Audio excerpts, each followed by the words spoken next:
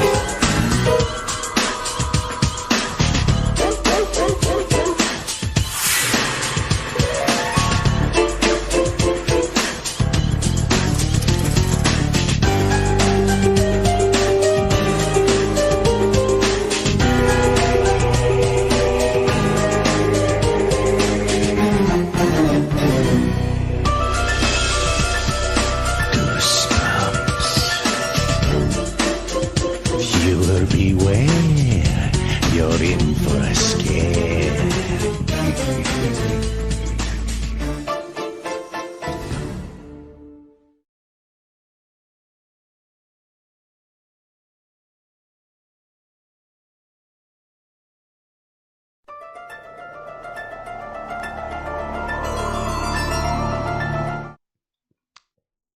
Good evening.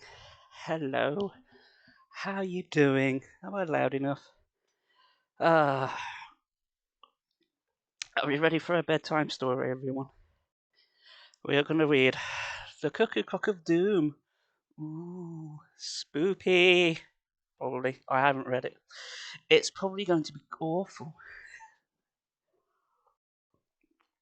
I thought I'd pretend I'll drink whiskey. I thought it'd be funny, but nah.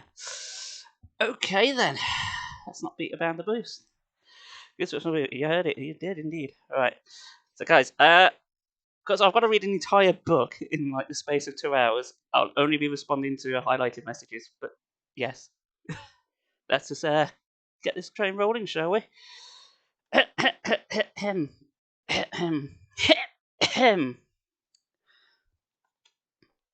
Start at page 1. That might help. Try Sarah. Thank you for the sub. Let's begin. The Cuckoo Clock of Doom by R.L. Stine. Doesn't actually say that, it just says the title. Chapter 1. Michael, your shoes untied. My sister Tyra sat on the front steps, grinning at me. Another one of her dumb jokes. I'm not an idiot. I knew better than to look down at my shoe. If I did, she'd slap me under the chin or something. I'm not falling for that old trick, I told her. Mum just called me and the brat inside for dinner. An hour before, she made us go outside because she couldn't stand our fighting anymore. Ready for the Cuckoo Doom? Awesome. Buzz. When it comes to stupid tricks, Tara never knows when to quit. I'm not kidding, she insisted. Your shoe's untied. You're going to trip. Knock it off, Tara. I said. I started up the front steps. My left shoe seemed to cling to the cement. I pulled it up with a jerk. Yuck! I stepped on something sticky. Queen, thank you for the sub, you legend. I glanced at Tara. She was a skinny little squirt. with a wide-eyed mouth like glands and stringy brown hair that she wears in two pigtails. Oh, missed my pigtails. Everyone says she looks exactly like me. I hate it when they say that. My brown hair is not stringy for one thing. It's short and thick, and my mouth is normal sized. No one has ever said I look like a clown. I can't relate to that. I'm a little short for my age, but not skinny. I do not look like Tara. Been told there. She was watching me, giggling. You'd better look down, she taunted in her sing-song voice. I glanced down at my shoe. It wasn't untied, of course, but I just stepped on a huge wad of gum. If I had looked down to check my shoelaces, I would have seen it. But Tara knew I wouldn't look down. Not if she told me to. Tricked by Tara the Terror again. You're going to get it, Tara, I grumbled. I tried to grab her, but she dodged out of reach and ran into the house. I chased her into the kitchen. She screamed and hid behind my mother. Mom! Help me! Michael's gonna get me! She shrieked, as if she were afraid of me. Fat chance! Michael Webster, Mum scolded. Stop chasing your little sister. She glanced at my feet and added, Is that gum on your shoe?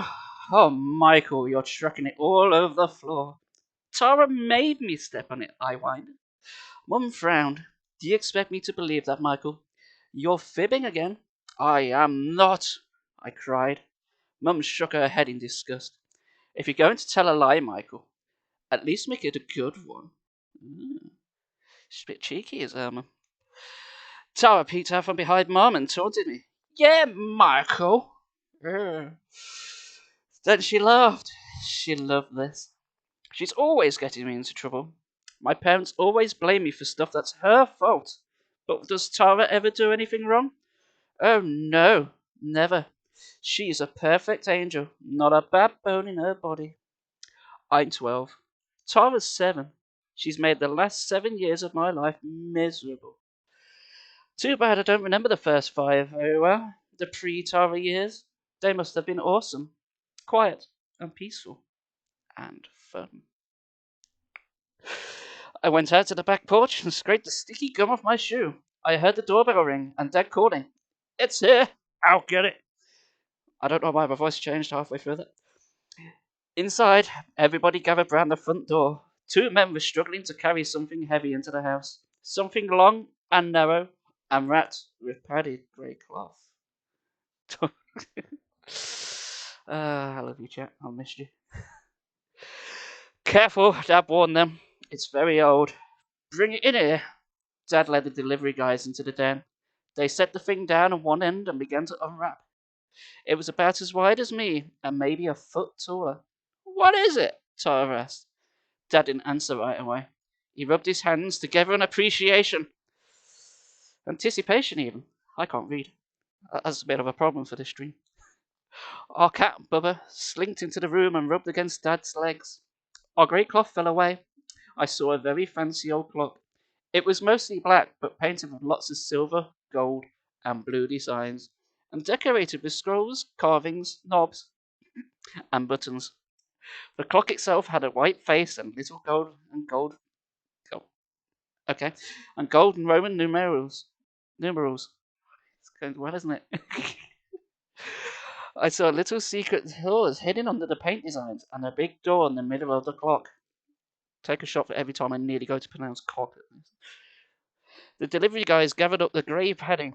Dad gave them some money, and they left. Isn't it great? Dad gushed. Ew. It's an antique cuckoo clock. It was a bargain. You know that store across from my office? Anthony's Antiques and stuff? We all nodded. It's been in the shop for 15 years, Dad told us, patting the clock. Every time I passed Anthony's, I stop and stare at it. I'd always loved it.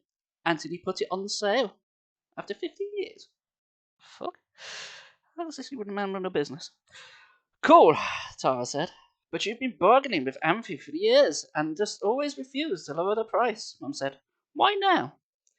Dad's face lit up. Well, today I went into the shop at lunchtime and Anthony told me he discovered a tiny flaw in the clock. Something wrong with it. I scanned the clock. Where? He wouldn't say. Do you see anything, kids? Tyra and I began to search the clock for flaws. All the numbers on the face were correct, and both the hands were in place. I didn't see any chips or scratches.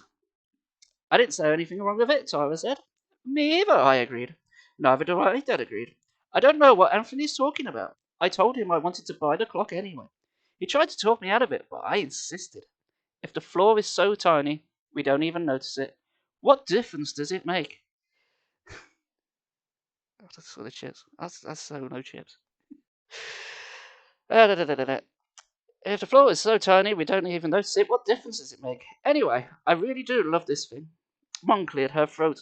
Him! I don't know, dear. Do you think it really belongs in the den? I could tell by her face that she didn't like the clock as much as Dad did. Where else could we put it, Dad asked. Well, maybe the garage. Dad laughed. Oh, Gillet, you're joking. Mum shook her head. She wasn't joking, but she didn't say anything more. Good, because her voice is terrifying. I think this clock is just what the den needs, honey, Dad added. On the right side of the clock, I saw a little dial. It had a gold face and looked like a miniature clock, but it only had one hand. Tiny numbers were painted in black along the outside of the dial, starting at 1800 and ending at 2000. The thin gold hand pointed at one of the numbers, 1995. The hand didn't move. Beneath the dial, a little gold button had been set into the wood. Don't touch that button, Michael, Dad warned. This dial tells the current year. The button moves the hand to change the year. That's kind of silly, Mum said. Whoever forgets what year it is. Dad ignored her. See, this clock was built in 1800, not 15 years ago, where the dial starts. Every year the pointer moves one notch to show the date. So why does it stop at 2000, Tyra asked, learning bug. Dad shrugged. I don't know. I guess the clockmaker couldn't imagine the year 2000 would ever come. Or maybe he figured the clock wouldn't last that long. Maybe he thought the world would blow up in 1999, I suggested. Could be, Dad said. Anyway, please don't touch the dial. In fact, I don't want anyone touching the clock at all. It's very old and very, very delicate. Okay. Okay, Dad, Tara said. I won't touch it, I promise. Look, Mum said, pointing at the clock. It's 6 o'clock. Dinner's almost. Mum was interrupted by a loud gong. Gong. A little door just over the clock face slid open, and a bird flew out. It had the meanest bird face I ever saw, and it dove for my hand. I screamed, It's alive! Chopped, too. Cuckoo! Cuckoo! The bird flapped its yellow feathers. Its eerie bright blue eyes glared at me. It squawked 6 times, then it jumped back into the clock. The little door slid shut. It's not alive, Markle, Dad said, laughing. It sure is real looking though, isn't it? Wow! You bird brain, Tara teased. You were scared of a cuckoo clock. She reached out and pinched me. Get off me, I growled. I shoved her away. Markle, don't push your sister, Mum said. You don't realise how strong you are. You could hurt her. Yeah, Markle, Tara said. I watched Monty Python lately, can you tell? Dad kept admiring the clock. He could hardly take his eyes off it. I'm not surprised the cuckoo clock startled you, he said. There's something special about this clock. It comes from the Black Forest of Germany. It's supposed to be enchanted.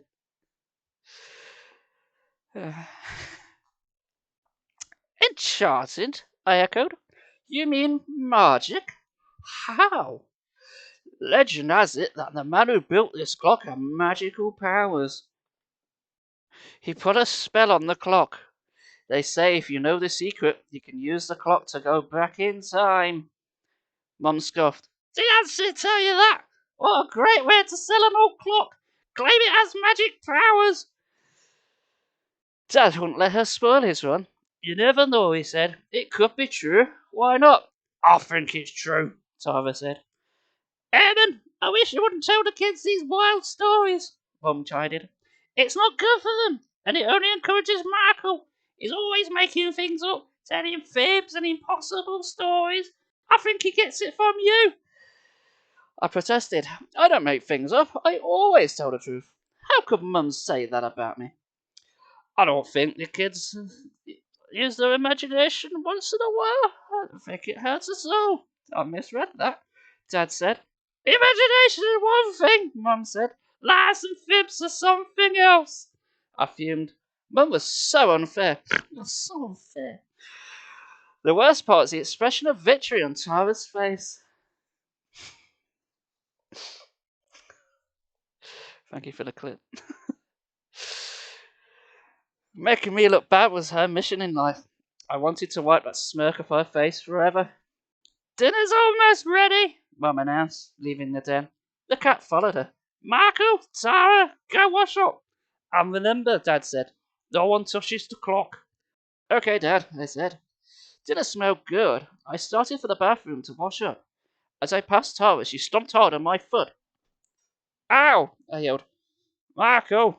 Dad barked. Stop making so much noise. But Dad, Tyra stomped on me foot. It couldn't have hurt that much, Marco. She's a lot smaller than you are. My foot throbbed. I limped to the bathroom. Tyra followed me. You're such a baby, she taunted. Be quiet, Tyra, I said. How did I get the worst sister in the world? We had pasta with broccoli with tomato sauce for dinner.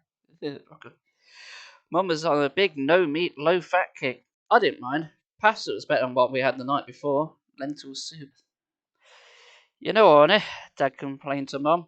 A hamburger now and then never hurt anybody. I disagree, Mum said. She didn't have to say more. We all heard her lectures about meat and fat and chemicals before. Oh, she's one of those. Dad covered his pasta with a thick layer of Parmesan cheese. Maybe the den should be off limits for a while, Dad suggested.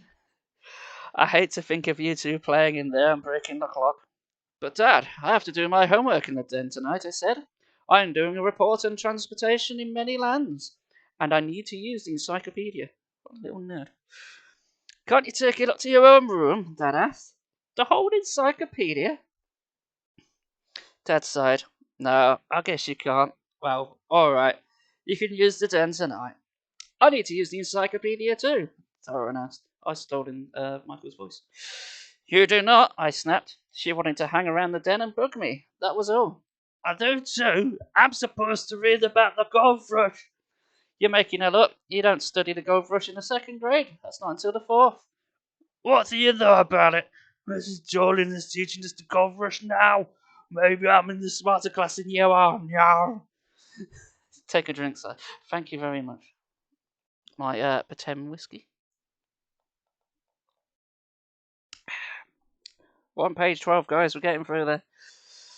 I'm missing Carter too. Sounds like English treasure of fact. Perfect. Mum said, Marco, really? If Tyra says she needs to use the encyclopedia, let's start a fight about it. I sighed and stuffed a fork full of pasta in my mouth. Tyra stuck her tongue out at me. There's no point in talking to her, I thought. All it does is get me into trouble. I lugged my backpack into the den after dinner. No sign of Tyra, yet. Maybe I'd be able to get some homework done before she came in and started pestering me. I dumped my books on Dad's desk. The clock caught my eye. It wasn't pretty. Kind of ugly, really. But I liked looking at all the scrolls and buttons and knobs. Snigger. I really did seem as if the clock could be magic. I thought about the flaw Dad had mentioned. I wondered what it was. Some kind of a bump? A missing notch on one of the gears? Maybe a piece of chipped paint? I glanced back at the door to the den. Bubba wandered through, purring. Meow. I petted him. Mum and Dad were still in the kitchen cleaning up after dinner. I don't think it would matter if I just looked at the clock a little. Careful not to touch any buttons, I stared at my dial that showed the year. I ran my fingers along the curve of the silver at the edge of the clock. I glanced at the little door over the face of the clock. I knew the cuckoo sat behind that door, waiting to leap out at the right time. I didn't want to be surprised by the bird again. I checked the time. 5 minutes to 8. Under the face of the clock I saw another door.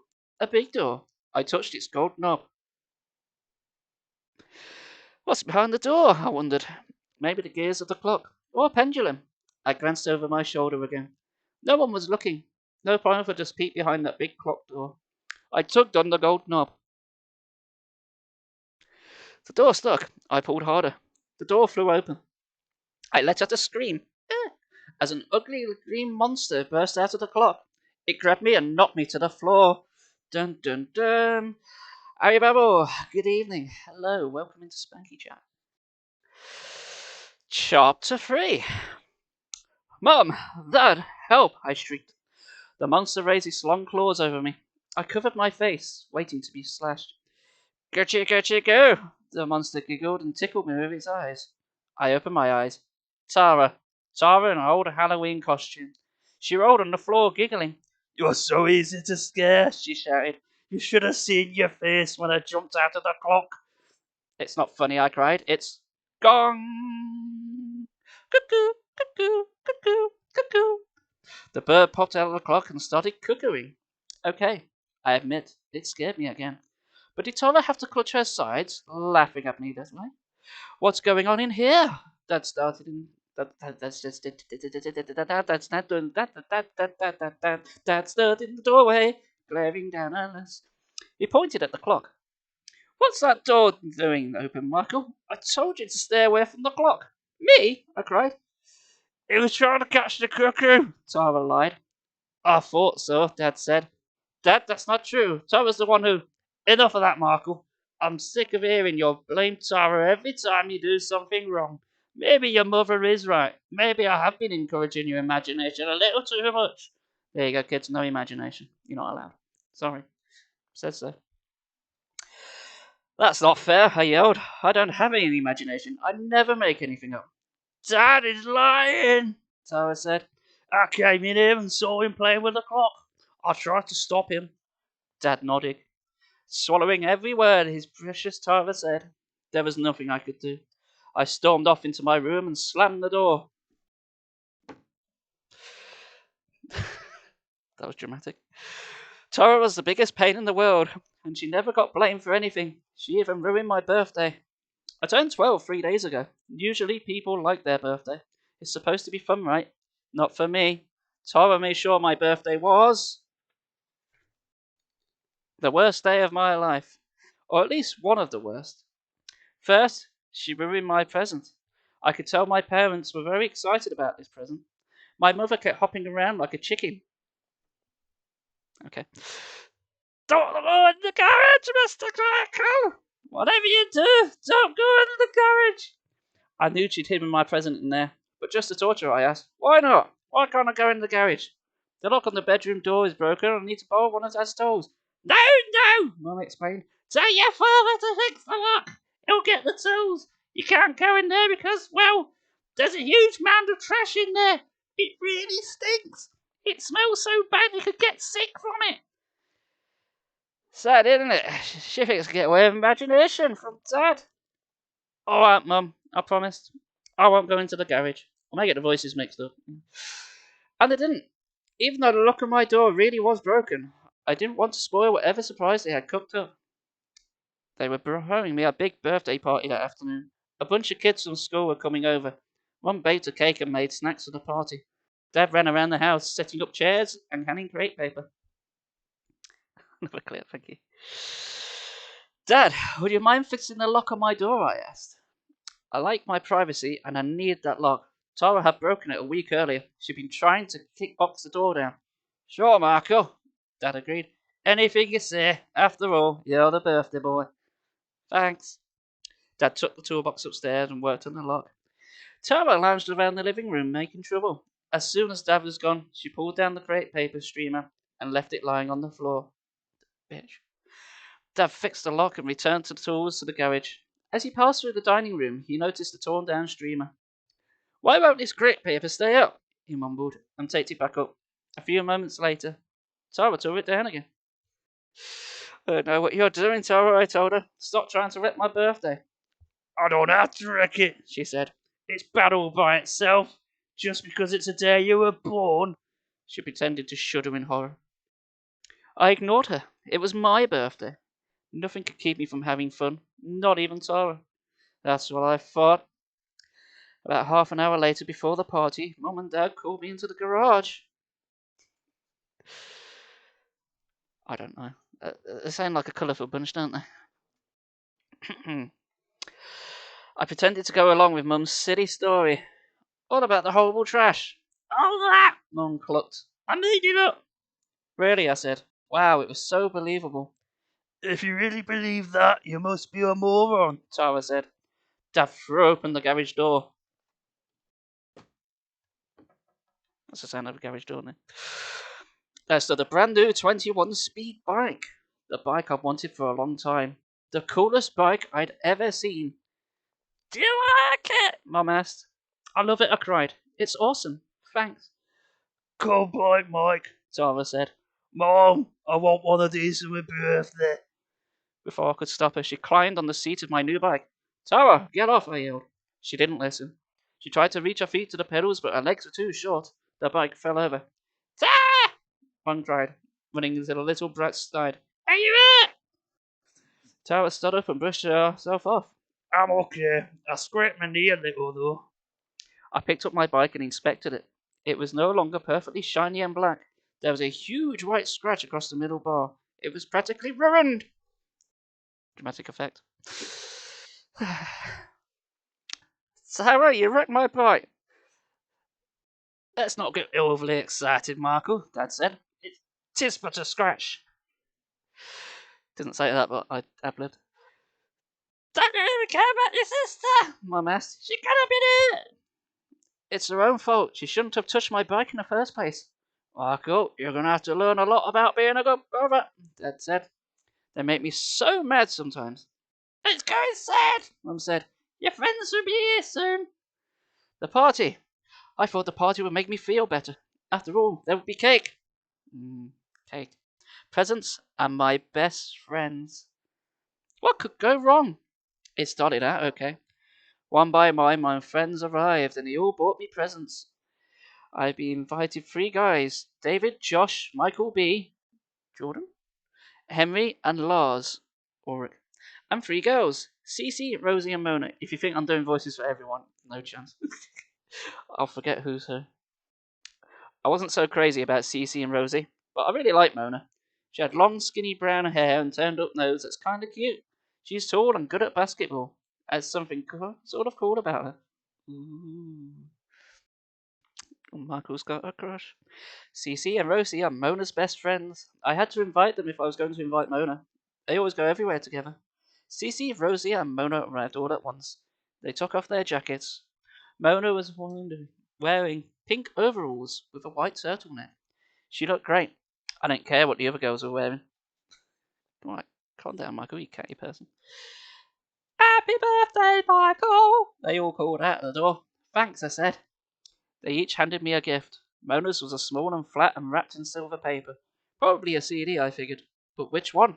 What kind of CD will a girl like Mona think a guy like me would like? What year is it? Is it 1995? I don't know. Never mind by Nirvana. Let's pretend it's that. I set the presents on top of the pile in the living room. Hey, Marco, what did your parents give you? David asked. Oh, I thought I was his dad. Just the bike, I said, trying to be cool about it. A 21 speed. I put on a CD. Mum and Tyra brought in plates of the sandwiches. One went back to the kitchen, but Tyra stayed. Your little sister is so cute, Mona said. Not once you get to know her, I muttered. Marco, that's not very nice, Mona said. My voice changed.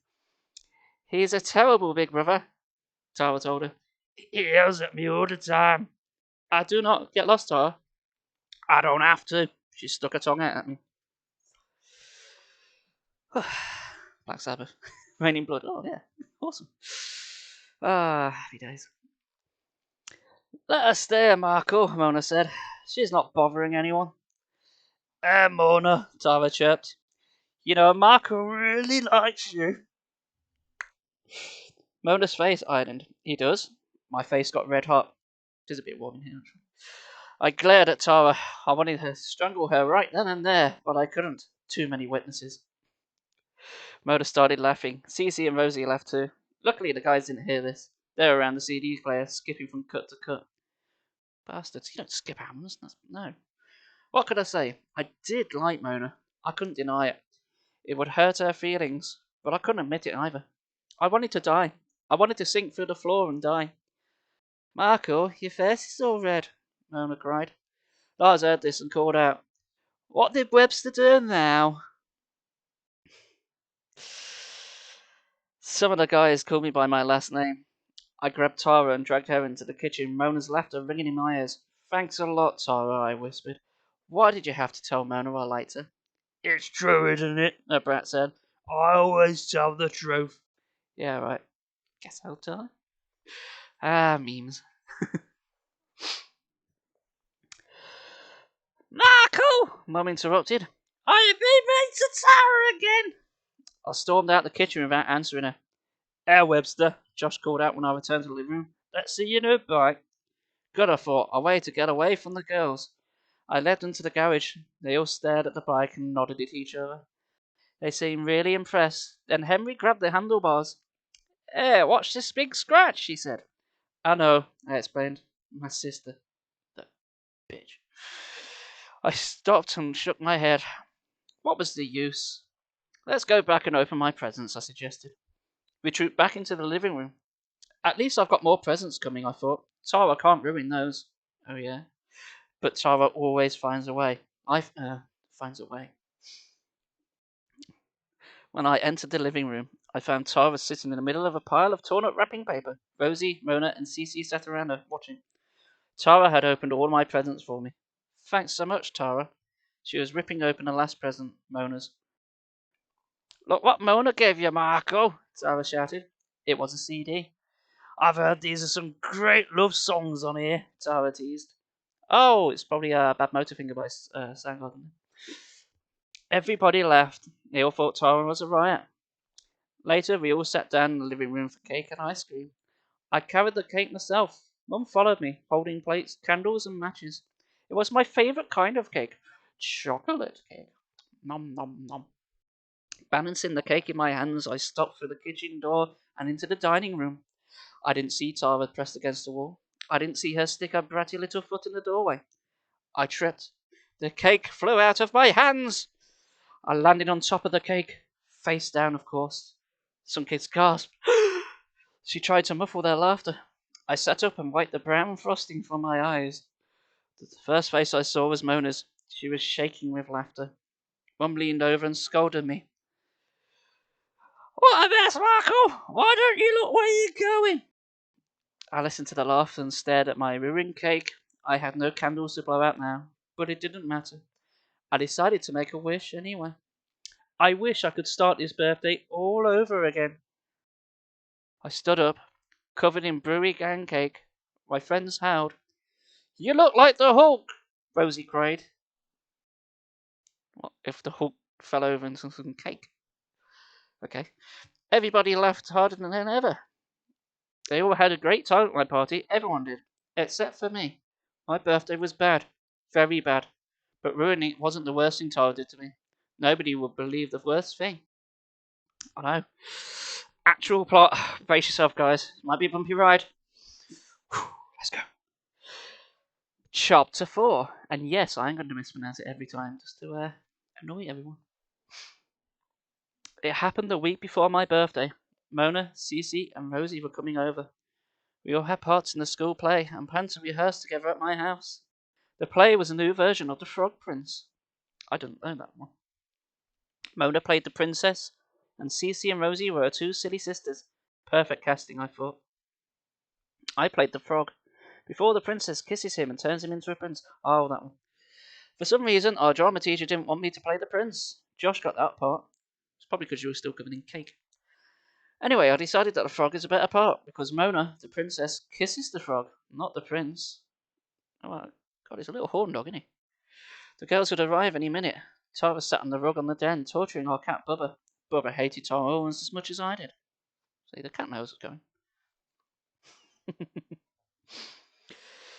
Tyra, but shall I bang the bass out and start banging some riffs out? Go for background noise. Should do. Anyway, Tara lifted Bubba up by the hind legs, trying to make him do a handstand. Bubby yelled and squirmed and wriggled away, but Tara caught him and made him do a handstand again. Stop that, Tara, I ordered. Why? She said. It's fun. You're hurting Bubba. No, I'm not. You likes it, see? He's smiling. She let go of his hind legs and grabbed him with one hand under his front legs. With the other hand, she lifted the corners of his mouth and stretched him into a pained smile. Bubba tried to bite her. He missed. Bubba used bite. It was not very effective. Tyra, I said, let him go and get out of here. My friends are coming over. No. Now Tyra tried to make Bubba walk on his front paws. He fell and bumped his nose. Tyra, stop it, I cried, as I tried to take Bubba away from her. She let the cat go. Bubba meowed and scratched me across the arm. Ow! I dropped Bubba. He ran away. Cow!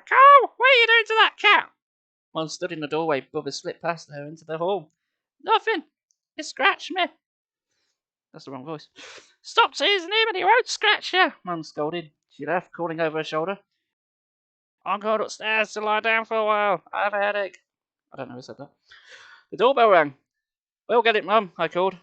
I knew it must be the girls at the door. I wanted to surprise them with my frog costume, but it wasn't ready yet. Oh no!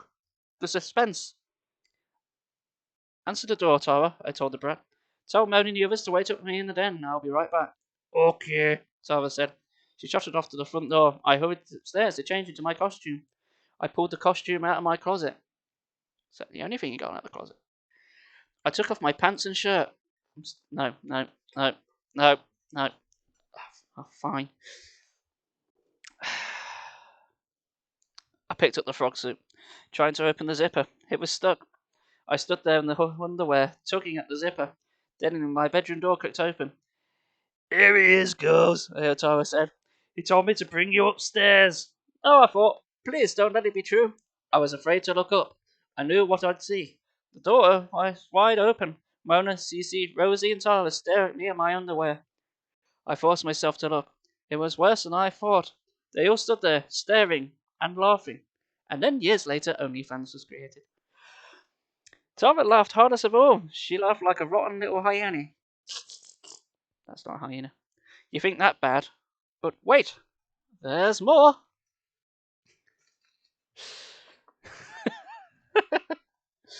I like to think it's the frog costume from Mario 3.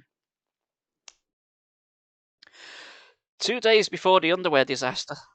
Oh man, it's got a name. I was hanging around after school, playing basketball in the gym with Josh, Henry, and some other guys, including Kevin Flowers. Kevin is a good player, big and tough. He is twice as tall as me. He loves basketball. Oh, it's someone else that loves basketball. I wonder if him and Mona were coupled at the end. The Duke Blue Devils are his favourite college team. He wears a Blue Devils cap to school every day. While we were shooting baskets, I spied Tyra hanging around on the sidelines, where we'd all toss our jackets and backpacks against the wall. I got a bad feeling. I always do when Tyra's around. What's she doing here, I wondered. Maybe our teacher kept her after school and she's waiting for me to walk her home. She's just trying to distract me, I told myself. Don't let her. Don't think about her. Just don't concentrate on the game. Just concentrate on the game, even. That would help. I felt good. I felt good. Because I got a frog costume. I actually sank a few baskets before the game ended. My side won. We had Kevin Flowers on our team. That's why. God, you really like Kevin, don't you? We all jogged to the wall to get our packs. Tara was gone. Funny, I thought. I guess she went home without me. I hoisted my pack over my shoulder and said, "See you tomorrow, guys."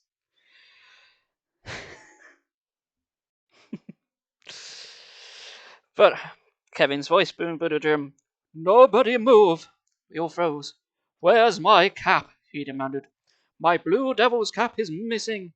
I shrugged. I didn't know where his stupid cap was. Somebody took my cap, Kevin insisted. Nobody leaves until we find it. I'm a thespian, don't you know? He grabbed Henry's backpack and started pouring through it. Everyone knows how much Henry loves that cap. But Josh pointed at me. Hey, what's that hanging out the Webster's pack? He asked. My pack, I cried. I glanced over my shoulder. I saw a patch of blue sticking out of the zipper pocket. My stomach lurched. Kevin strode over to me and ripped the cap out of my pack. I don't know how we got there, Kevin, I insisted. I swear. Kevin didn't want to wait to hear my excuses. He never was much of a listener. I'll spare you the blood and gore. Let's just say my clothes didn't fit too well when Kevin got through taking me apart. Josh and Henry helped me home. My mum didn't recognize me. My eyes and nose had traded places with my chin. No, I can't do it. While I was in the bathroom cleaning myself up, I caught a glimpse of Tyra in the mirror. The bratty grin all over her face told me all I needed to know. You. I cried. You put Kevin's cap in my pack, didn't you?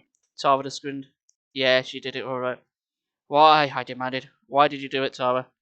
Tara shrugged and tried to look innocent. Was that Kevin's cap? She thought. I thought it was yours. Well, a lie, I cried. I never wore a Duke cap, and you know it. You did that on purpose. I was so furious, I couldn't stand to look at her. I slammed the bathroom door in her face. There's a lot of door slamming in this book. And of course, I got in trouble for slamming the door. Now you understand what I had to live with. Now you know why I did the terrible thing I did. Anyone in my place would have done the same. George, chapter 5. How many pages has this book got? We have got 119 pages. We're now on page 31. We're barreling through this, guys. How are we going? 43 minutes. Okay. I best get me skates on then. I stayed in my room that night, thinking hard, plotting a way to get Tyra in trouble, but nothing came to me at least. Nothing good enough. Then the clock arrived. A few days later, Tyra did something that gave me an idea. Tyra couldn't stay away from the cuckoo clock. One afternoon, Dad caught Tyra playing with the clock hands. She didn't get into any real trouble, of course. Not sweet little Tyra, but Dad did say, I've got my eye on you, young lady. And also my voice has changed. No more playing with the clock. At last, I thought, Dad realizes that Tyra's not a perfect angel. And at last, I'd found a way to get her into a big trouble. If something went wrong with the clock, I knew Tyra would be blamed for it. So I decided to make sure something did go wrong. Schemes, I thought. Tyra decided deserved to get into trouble for the hundreds of terrible things she did to me. So what if just once she got blamed for something she didn't do? I thought, it's only evening. There's a typo there. It's only evening the score though. That should have been evening. Forget it. That night, after everybody was asleep, I sneaked downstairs to the den. It was almost midnight. I crept up on the clock and waited. 1 minute to go. 30 seconds. 10 seconds. 6, 5, 4, 3, 2, 1. The gong sounded. Cuckoo! Cuckoo! The yellow bird popped out. I grabbed it in mid-cuckoo. It made a short, strangling noises. I twisted its head round so it faced backwards. It looked really funny that way. Oh, you fool. You fool, Michael. You've ruined us all. It finished out its 12 cuckoos facing the wrong way. I laughed at myself. When Dad saw it, he'd go ballistic. The cuckoo slid back into his little window, still facing backwards. This is going to drive Dad insane, I thought wickedly. He'll be furious at Tyra. It'll explode like a volcano. Finally, Tyra will know what it feels like to be blamed for something you didn't do. I crept back upstairs. Not a sound. No one saw me. I fell asleep that night, a happy guy. There's nothing like revenge. And as we all know, revenge is the best served in a cuckoo clock. Moving on. I slept late that next morning. I couldn't wait to see Dad blow up at Tyra. I just hoped I hadn't missed it already. I hurried downstairs. I checked the den. The door stood open. No one there. No sign of trouble yet. Good, I thought. I haven't missed it. I made my way into the kitchen, hungry. Mum, Dad, and Tyra sat around the table, piled with empty breakfast dishes. As soon as they saw me, their faces lit up. Happy birthday! They all cried at once. Very funny, I snapped. I opened the cabinet. Is there any more cereal left? Cereal? Mum said. Don't you want something special, like pancakes? I fucking love a pancake. I scratched my head. Well, sure. Pancakes could be great. This was a little strange. There's something strange with your cuckoo clock. I genuinely don't know who you're going to call. Usually if I woke up late, Mum said I had to fix my own breakfast. And why should I want something special anyway? I think we'd all like pancakes now. Yeah, if someone can bring some over, that'd be great. Thank you. Mum makes a fresh batch of pancake batter. Don't go in the garage, Michael. Whatever you do, don't go in the garage. She hopped up and down, all excited, just as if it were my birthday again. Weird. There's a huge amount of trash in there, Mum was saying. It really stinks. It smells so bad you could get sick from it. Mum, what's with the trash story? I asked. I didn't believe it the first time. Just don't go into the garage, she repeated. Why was she saying this to me? Why was she acting so weird? Dad excused himself, saying, I've got a few important chores to do. In a strange, jolly way. Oh, sorry, in that case, I've got a few important chores to do. In a strange, jolly way. I shrugged and tried to eat my breakfast in peace, but after breakfast I passed through the dining room. Somebody had decorated it with crepe paper. One strand had been torn down. Weird. Totally weird. Dad came into the room, toolbox in hand. He picked up the torn piece of crepe paper and started to tape it back up again. Why won't this crepe paper stay up? He asked. Dad, I asked, why are you covering the dining room with crepe paper? Dad smiled. Because it's your birthday, of course. Every birthday party needs crepe paper. Now, I bet you can't wait to see your present, right? I stared at him. What is going on here? What's going on here? Chapter 6. Actually, I shall have a bit of a, I'll wet me whistle a minute. I hope you're having fun, guys. It is extraordinarily hot in the, in this gown, I must confess. Chapter 6. I got Iron Brew. No, it's proper bourbon. Okay, it's apple juice pretending to be bourbon, but shh, don't tell anyone. Chapter 6. Mum and Dad led me to the garage. Tyra followed. They all acted as if they were really going to give me a birthday present. Dad opened the garage door. There it was. The bike. What, Mona? Oh, the bike. Okay. It was perfectly shiny and new looking. No scratches anywhere. That must be the surprise, I thought. They figured out a way to get rid of the scratch somehow. Or maybe they got me another new bike. Do you like it? Mum asked. It's awesome, I replied. Tyra said, Go back, Mum. I want one of those for my birthday. Then she jumped on the seat. The bike fell over on her. When we pulled it up, it had a big scratch on it. Mum cried, Tyra, are you hurt? I couldn't believe it. What a nightmare. It was happening all over again. Exactly as it had happened on my birthday. What's going on? What's wrong, Michael? Dad asked. Don't you like the bike? What could I say? I felt sick. I felt so confused. Then it dawned on me.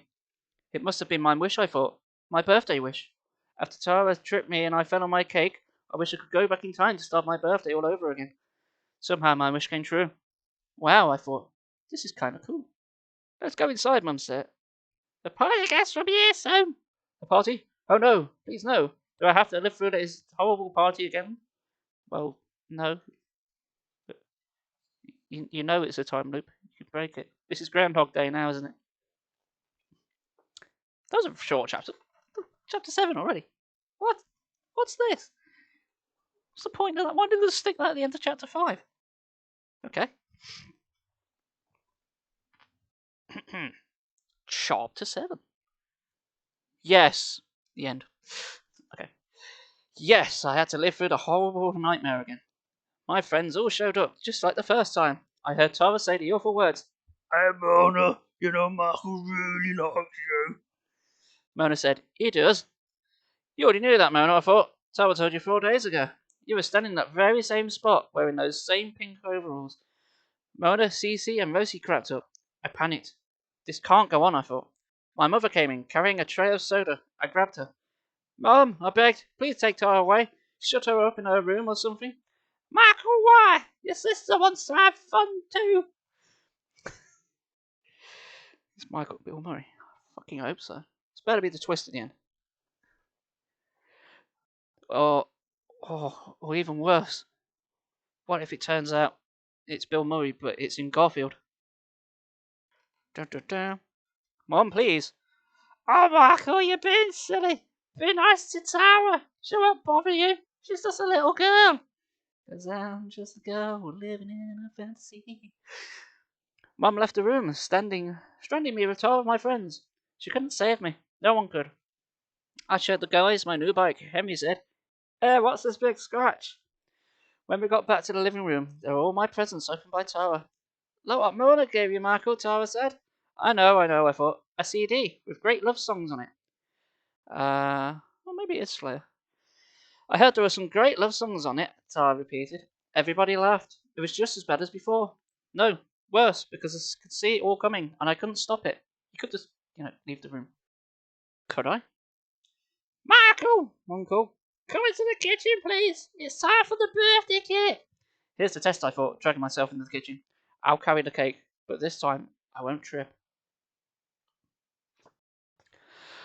I know Tyra's going to try and trip me. I won't let her. I won't make a fool of myself this time. I don't have to. I don't have to repeat anything the same way. Do I? Chapter 8? What?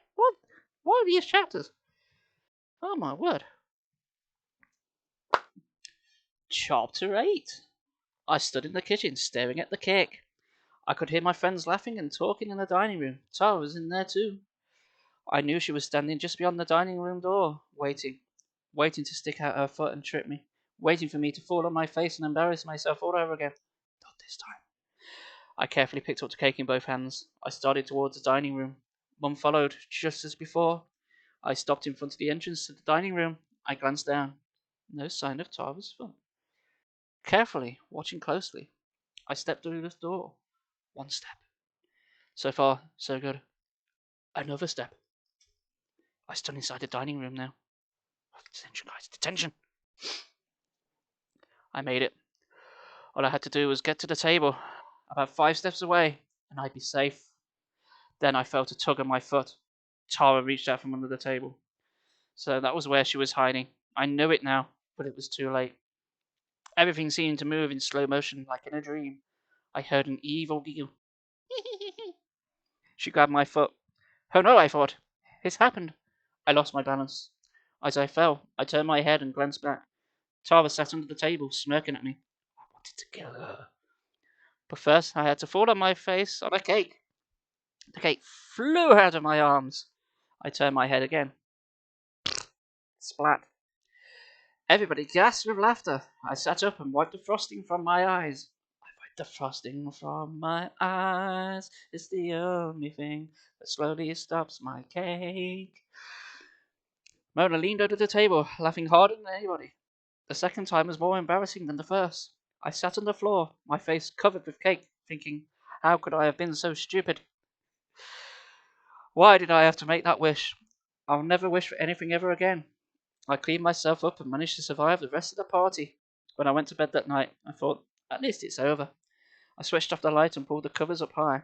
It's over, I repeated. I'll go to sleep, and everything will be back to normal in the morning. I shut my eyes and fell asleep. But in my dreams, all night long, dead Cthulhu lies waiting. I saw scenes of my horrible birthday party. The nightmare party became the real nightmare. There was Tara, telling Mona that I liked her. Mona's face loomed up large in my dreams, laughing, twirling towards freedom. Cece and Rosie and the guys all were laughing right in my face. I tripped and fell on top of the cake, over and over and over again. I tossed and turned. Each dream was scarier than the last. Soon my friends looked like horrible monsters, and Tara was the most horrible of all. Her features melted into a blur as she laughed and laughed at me. Wake up, I told myself. Wake up. Grab your keys and put on a little bit of makeup. I dragged myself out in the nightmare world. I sat up in bed, in a cold sweat. It's all that tossing and turning, mate. The room was still dark. I glanced at the clock. Does he know if dreaming is just repeated? I don't know. It's a waking nightmare. 3 o'clock in the morning. I can't sleep. That's my bedtime. I thought miserably. I can't calm down. I've got to tell Mum and Dad what happened. Maybe they can help. Maybe. Maybe not. Maybe they can make me feel better. I climbed out of the bed and hurried down the dark hall to their room. Their door was open a crack. Crack. I pushed it open. Mum, Dad, are you awake? Dad rolled over and grunted. I shook Mum's shoulder. Mum stared. What is it, Marco? She whispered. She sat up and grabbed the clock radio. When the clock's ding blue glow, I saw her squint, trying to read the time. It's 3 o'clock, she cried. Dad snorted and sat up suddenly. What? Mum, you've got to listen to me, I whispered. Something creepy happened today. Didn't you notice it? Marco, what is this? My birthday, I explained. Tara ruined my birthday, and I wish it could have happened. I wish I could have it all over again. I wanted to make it better, but I never thought the wish would come true. Then, today, it was my birthday again. and everything happened exactly the same. It was horrible. Dad rubbed his eyes. You, Marco. Mum patted him. Go back to sleep, dear. Marco's just had a bad dream. No, Mum, I cried. It wasn't a dream. It was real. My birthday happened twice. You were there, you were there, and you were there.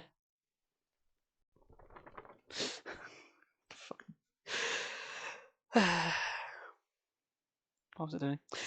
Listen, Marco, Mum began. I heard him pat. I can't read. I heard impatience in her voice. I know you're excited about your birthday, but it's 2 days away. Only 2 days to go. There will be your birthday at last. Okay.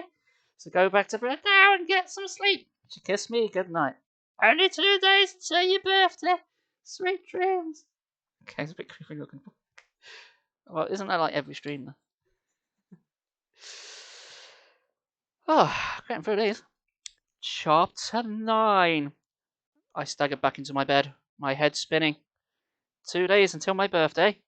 Hadn't I just lived through my birthday? Twice? Man, he's aging quick. I switched on the reading lamp and stared at it. Date on my watch.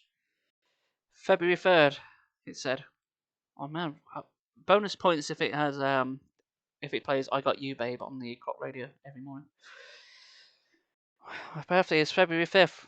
My birthday was 2 days away. Could it be true? Was time going backwards? No, I thought. I must be going nuts.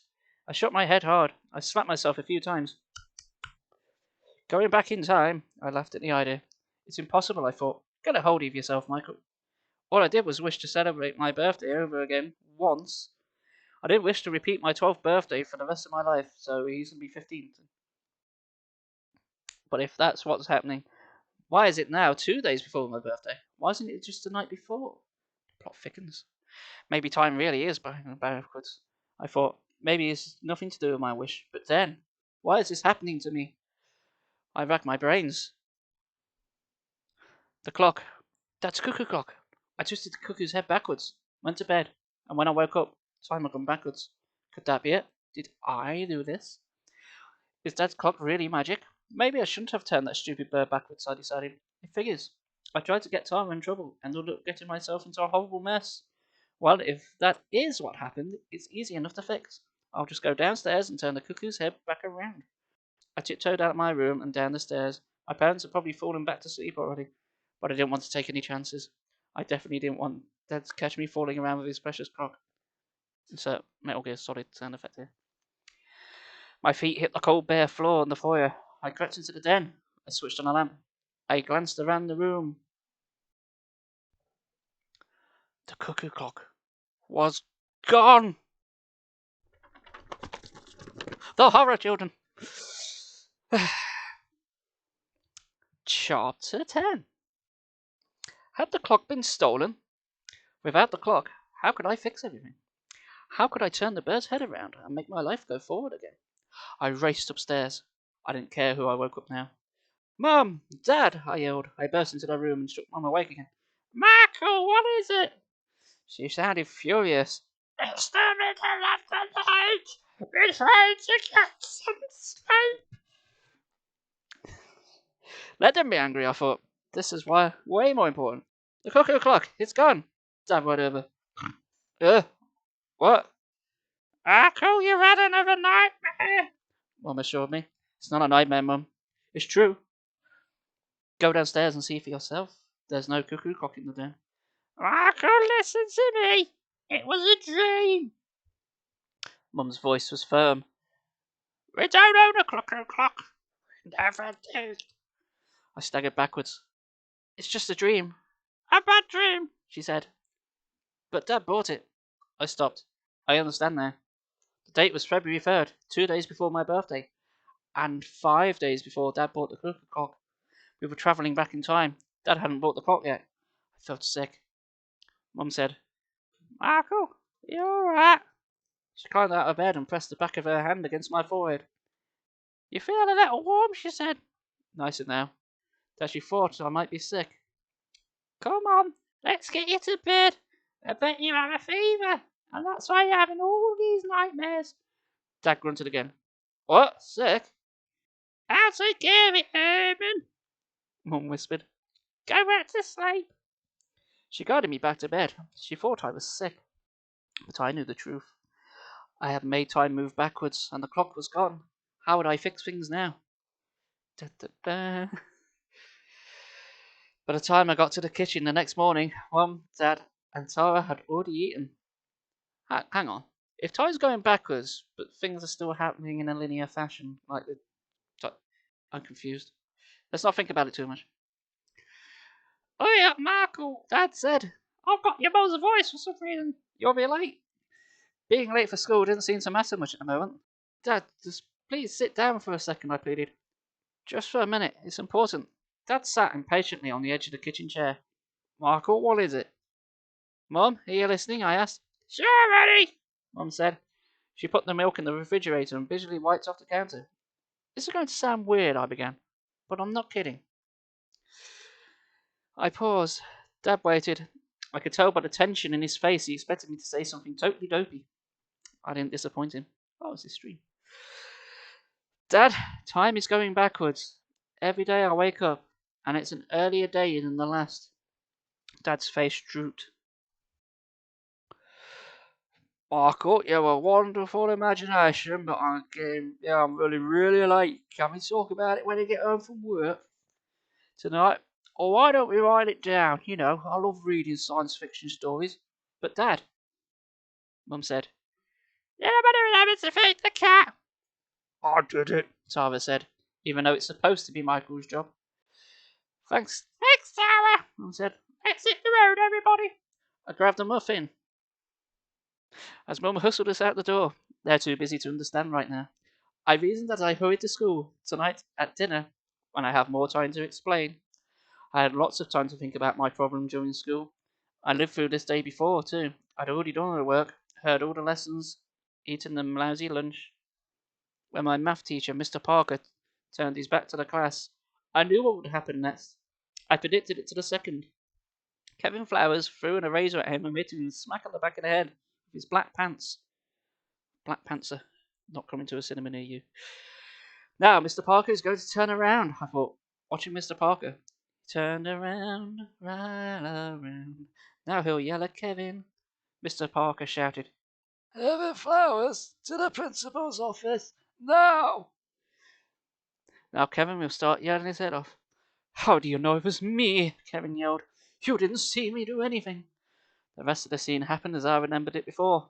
Mr. Parker cowered a bit. Kevin is pretty big, but told Kevin to go to the principal's office again. Kevin kicked over an empty chair and threw his books across the room. It was all so boring. I don't know what voice that was. Only how was it? Yeah, it's close enough, isn't it? After school, I found Tyra in the den, teasing Bubba. She lifted his hind legs and made him walk on his front paws. Tyra, stop it, I cried. I tried to make Bubba away from her. She let the cat go. Bubba meowed and scratched me across the arm. Ow! I dropped Bubba. He ran away. It felt very familiar and painful. Michael, what are you doing to that cat? Mum demanded. Nothing, he scratched me. Stop teasing him, and he won't scratch you, Mum scolded. The doorbell rang. Oh no. Oh no. Mona, Cece, and Rosie, the frog prince, the underwear. I can't let it happen again. Not the underwear incident, anything but that. But my feet started taking me upstairs. I was walking like a robot to my room. Does he not change his actions? No, clearly he can. Why am I doing this? I asked myself. I'll get out my frog costume, the zipper will be stuck, Tyra will open the door, and I'll be standing there in my underpants. Mona will laugh her head off, and I'll want to sink for the floor. I know all this will happen, so why am I doing it? Can't I stop myself? He's got a bit of a kink, I think.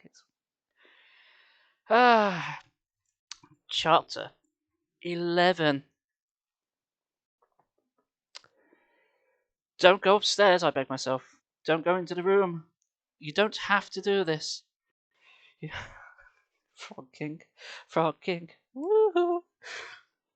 There must be a way to stop this, to control it. I forced myself to turn around. I walked back down the steps and sat down on the third step. Tyra answered the door, and soon the girls stood before me in the foyer. Okay, I thought. I'm controlling it. Already things are happening differently from before. Marco, where's your costume? Mona asked. I really want to see what your costume looks like. No you don't, I said, shrinking a little. It's really ugly, and I don't want to scare you girls. Don't be a jerk, Marco, Cece said. Why would we be scared of a stupid frog costume? And anyway, I want to rehearse with it.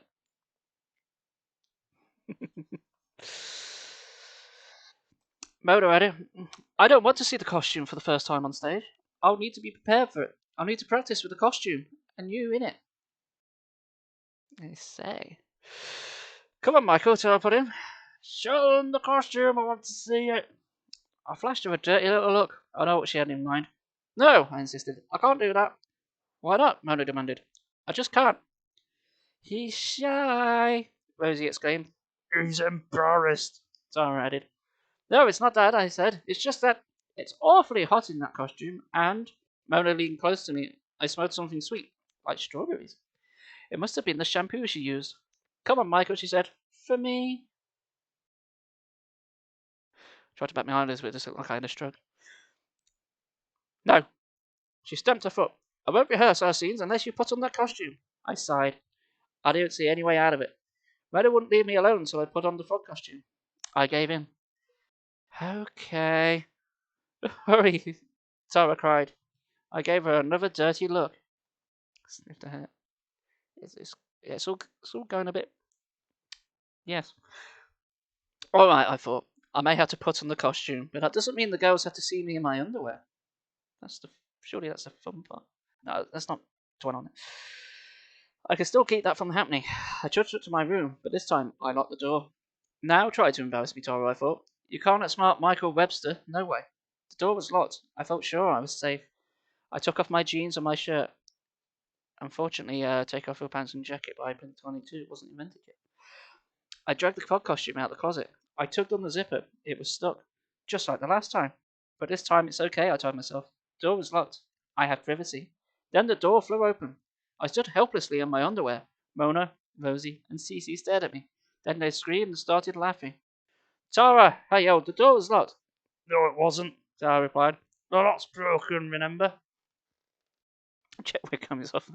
Oh no, it's American Pie now. No, I cried. Dad fixed it. He fixed it. I tried to remember when Dad had fixed the lock of my broken drawer. Alright. It was after the underwear nightmare on my birthday. For a second there, Tricep, I thought you said my webcam was off and I was going to panic for a second. Have a rest of the book. Are you going? I'll see you later. Thank you for tuning in. This will all be up on YouTube later. For reasons. Oh dear. So it hadn't happened yet. How was I supposed to keep all this straight? Oh no, I thought. I'm doomed. Time is all messed up and I have no way of stopping it. Can you just play the Song of Time like Link? I began to shake. This was too frightening. Where would it end? I had no idea. It was getting scarier by the minute. I could hardly eat dinner that night. I'd eaten it before. Of course, I hadn't liked it the first time. Peas, carrots, and mushroom over brown rice. Sounds alright. I picked up the rice and the carrots. I never eat peas. What's wrong with peas? We like a bit of penis. I slipped them into my napkin where Mum and Dad weren't looking. How did you get away with that? Come on. I watched Mum, Dad, and Tara eat dinner as if nothing were wrong. They sat calmly around the table saying the same things they had said last time. Mum and Dad must notice that something is weird, I thought. They must. So why don't they say something about it? I waited for Dad to finish telling us about his day at work. Then I brought up the subject again. I decided to take it slowly. Mum, Dad, doesn't this dinner seem a bit familiar? Oh, sir, Dad replied. It reminds me of the lunch we ate at a vegetarian restaurant last month. Ugh. Mum glared at him. Then at me. Why are you telling us, Michael? She said frosty. Are you tired of eating healthy food? I am, Dad said. Me too, Tara chimed in. No way, I insisted. You don't understand. I don't mean that we've eaten food like this before. I mean that we've eaten this very meal before. We're eating it twice. Dad frowned. No real theories at the dinner table, please, Michael. They weren't getting it, I plowed ahead. It's not just this dinner. It's this whole day. Haven't you noticed? We're doing everything over. Time is going backwards. Dogs and cats living together. Mass hysteria. Shut up, Michael, Tyra said. Is this so boring? Can't we talk about something else? Tyra! Mum scolded. Don't say shut up! She turned to me. Have you been reading those comic books again? I grew very frustrated. You're not listening to me, I cried. Tomorrow is going to be yesterday, and the day after that will be the day before. Everything is going backwards. Mum and Dad exchanged glances. They seem to be sharing a secret. They do know something, I thought, with excitement. They know something, but they're afraid to tell me. Mum gazed at me very seriously. All right, Michael, we might as well tell you, she said. We're all caught in a time warp, and there's nothing we can do about it. We're not going to do the time warp with you. Although I suppose the book is. I don't know. Chappy 12. Chapter 12. Chapter 12 to 12. Mum pushed back on her chair. She walked backwards to the stove. She started dishing rice from her plate into the pot on the stove. You know, Eric, Erom? She asked Dad. Huh? You still up to say? Dad replied, oh no, the text is backwards. It's going to be a nightmare. Root M, Tyra said. She spit some rice out on her fork and dumped it back on her plate. She was eating backwards. Dad stood up and walked backwards to Mum. Then Tyra skipped backwards around the kitchen table. They were all talking and moving backwards. We really were in a time warp. Hey, I cried, it's true. Why wasn't I talking backwards too?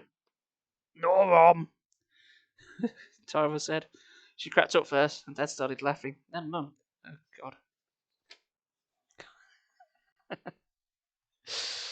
Oh, no. I finally caught on. It was a joke. You're horrible, I cried.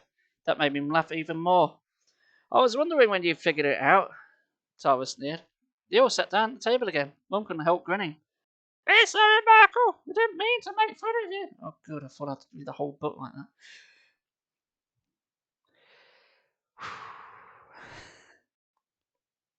I've lost my place. Yeah, we did, Tara exclaimed. I stared at them in horror. This is the most terrible thing that had ever happened to me. And my parents thought it was a big joke. What, worse than the underpants incident? Then Dad said, Michael, did you ever hear of deja vu? I shook my head. It's when something happens at you and you have that feeling it's happened before, he explained. Everything feels that way once in a while. It's nothing to be afraid of. No, but badgers. You should be scared of badgers. The badgers will get you. The badgers will come. That's not part of the book. Maybe you're nervous about something, Mum added. Like your birthday coming up. I'll bet you're a little nervous about turning 12, right? And planning your party and everything. Not really, I protest. I know that feeling. But isn't this the same thing? This is... There, Mark, Dad interrupted. Wait till you see what I got you for your birthday. You're going to flip. It's a big surprise. No, it isn't, I thought unhappily. It's not a surprise at all. You've given me that birthday present twice already. How many times are you going to give me that stupid bag? Mum, Michael is hiding peas in his napkin again, Sarah ratted. I smushed my peas up in my napkin and threw it in her face. When I went to school the next morning, I wasn't sure. Next morning or the morning before? Still, thank you very much for stopping by. When I went to school the next morning, or whatever, I wasn't sure what day it was. I know that feeling. It was getting hard to keep track. My classes, my lunch, the stuff my friends said all seemed familiar, but nothing unusual happened. It could have been any day of the school year. I played basketball after school that day. As usual, while I was playing, a funny feeling crept over me. A bad feeling. We've already played this game, I realised, and it didn't end well. But I kept on playing, waiting to see what would happen. My team won. We collected our packs, and Kevin Flowers yelled, "Where's my blue devil's cap?" Oh yes, I remembered. This was that basketball game. How could I forget?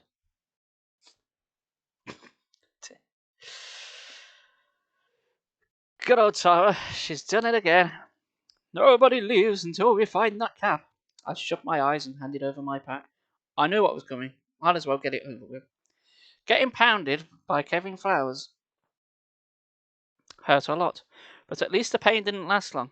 The next morning when I woke up, it was all gone. The pain, the scabs, the bruises, everything. What day was it today, I wondered? It must be a few days before Kevin beat me up. I hope I won't have to live through that third time. But what will happen today? As I walked to school, I searched for clues.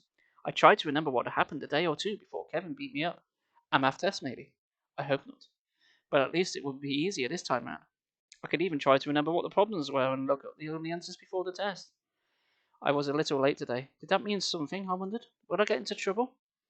My homeroom teacher, Miss Jacobson, had closed the classroom door. I opened it. The classroom was already full. Mrs. Jacobson didn't look up when I walked in. I must not be that late, I thought. I guess I won't get into trouble after all. I started for the back of the room where I usually sit. As I passed through the rows of desks, I glanced at the other kids. Who's that guy? I wondered, staring at the chubby blonde kid I'd never seen before. Then I noticed a pretty girl with cornrows and 3 earrings in one ear. I'd never seen her before either. I stared at all the faces in the classroom. None of the kids looked familiar. What is going on? I wondered, feeling panic choke in my throat. I don't know any of these kids. Where's my class? Who knows? Who dares to dream? Let's find out. Speak the book. It'll tell us. Maybe. Unless I leave the plot thread hanging. Chapter 13. Oh, lucky number 13. Miss Jacobson finally turned around. She stared at me. Hey, the blonde kid shouted. What's a third grader doing in here? Everybody laughed. I couldn't understand why. A third grader? What was he talking about? I didn't see any third graders.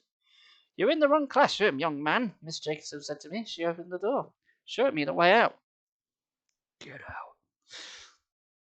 I think your room is downstairs on the second floor, she added. Thanks, I said. I didn't know what she was talking about, but I decided to go along with her. She shut the door behind her. There we go. I could hear the kids laughing at the door. I hurried down the hill to the boys' bathroom. I needed to splash some cold water on my face. Maybe that would help. I turned on the cold water tap. Then I glanced into the mirror very quickly and said Candyman 5 times. Oh, wait, no. The mirror seemed a little higher than usual, I thought. I washed my hands in the cold water and splashed them on my face. The sink seems higher too, I noticed. Strange. Am I in the right school? I glanced in the mirror again and got the shock of my life. Was that me? I looked so young. Ah, the folly of youth. I ran my head through my short, brush-like brown hair. That dopey crew cut I had all through the third grade. I don't believe it, I thought, shaking my head. I'm a third grader again. Oh, it's going to turn into Muppet Babies, isn't it? I've got my third grade hair, my third grade clothes, my third grade body, my third grade... I felt like it was going to go into a rap. But my 7th grade brain, I think. 3rd grade. That means I slipped back 4 years. In one night. He needs to go to like 80 gigawatts or something. My whole body started to tremble. I grabbed onto the sink to steady myself. I was suddenly paralyzed with fear. Things were speeding up. I lost whole years in a whole night. How old will I be when I wake up tomorrow? I asked myself. Time was going backward faster and faster, and I still hadn't found a way out of it. Somebody called Dr. Strange. I shut off the power and dried my face with a paper towel. I didn't know what to do. I was so frightened, I couldn't think straight. And then I started thinking about Kevin Flowers. Okay. I walked back to my 3rd grade classroom. First, I glanced through the window of the classroom door. There she was, Mrs. Harris, my old 3rd grade teacher. I'd know that helmet of silver hair anywhere. And I knew as soon as I saw her that I had really gone back in time 4 years. Because old Mrs. Harris shouldn't have been in school that day. She had retired 2 years earlier, when I was in 5th grade. I opened the door and stepped into the classroom. Mrs. Harris didn't bat an eye. Take a seat, Michael, she commanded. She never mentioned the fact I was always late. Mrs. Harris always liked me. I checked out the other kids in the class. Called the police. I saw Henry, Josh, Cece, and Mona, all little 3rd graders now. Mona wore her shiny brown hair in 2 braids. Cece wore hers in one of those stupid side ponytails. Josh didn't have pimples on his forehead, I noticed. Henry had a stick on the back of his head. Donatello from the Teenage Mutant Ninja Turtles. Ah, let's play that. Well, I'm putting TMNT on.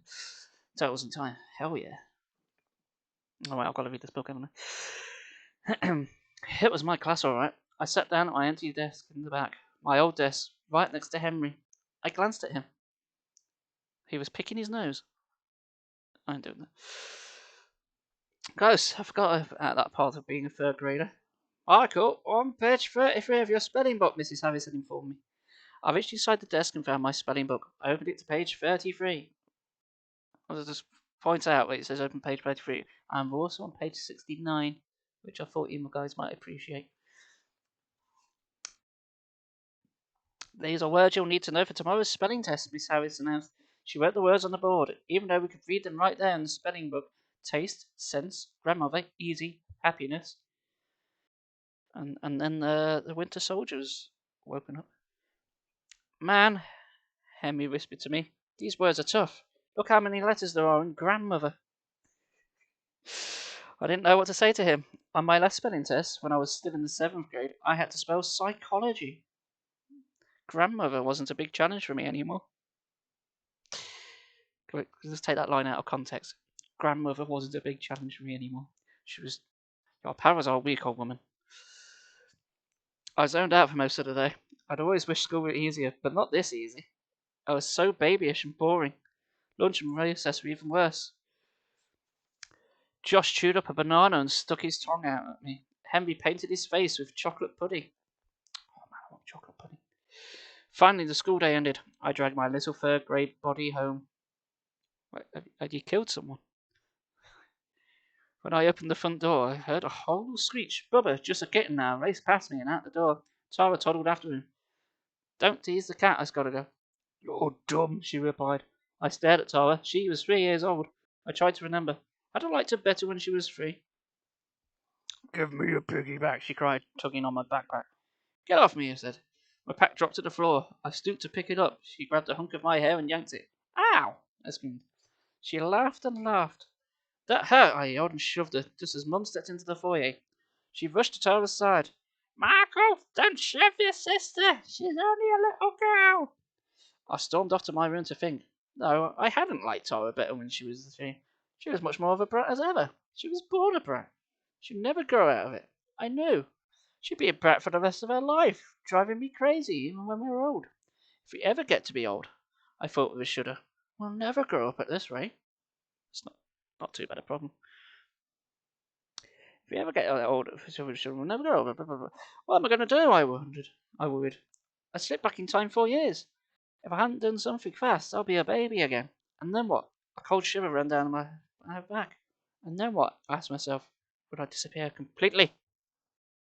Dun dun dun dun dun dun dun dun. It's going backwards. Chapter 14. I woke up in a panic every morning. What day was it? What year is it? What planet is this? What year is it? You maniacs! You blew it up! That's the wrong film. I had no idea. I climbed out of bed. It seemed further away from the floor than it used to, and padded across the hall to the bathroom. I stared into the mirror. How old was I? Younger than I'd been the day before? I knew that much. I went back to my room and began to get dressed. Mum had left my clothes for the day folding on the chair in my room. I examined the jeans I was supposed to wear. They had a picture of a cowboy in the back pocket. Oh, sweet. Oh yeah, I remembered. These jeans. The cowboy jeans. 2nd grade. That means I must be 7 years old now. I stepped into the pants, thinking, I can't believe I have to wear these stupid jeans again.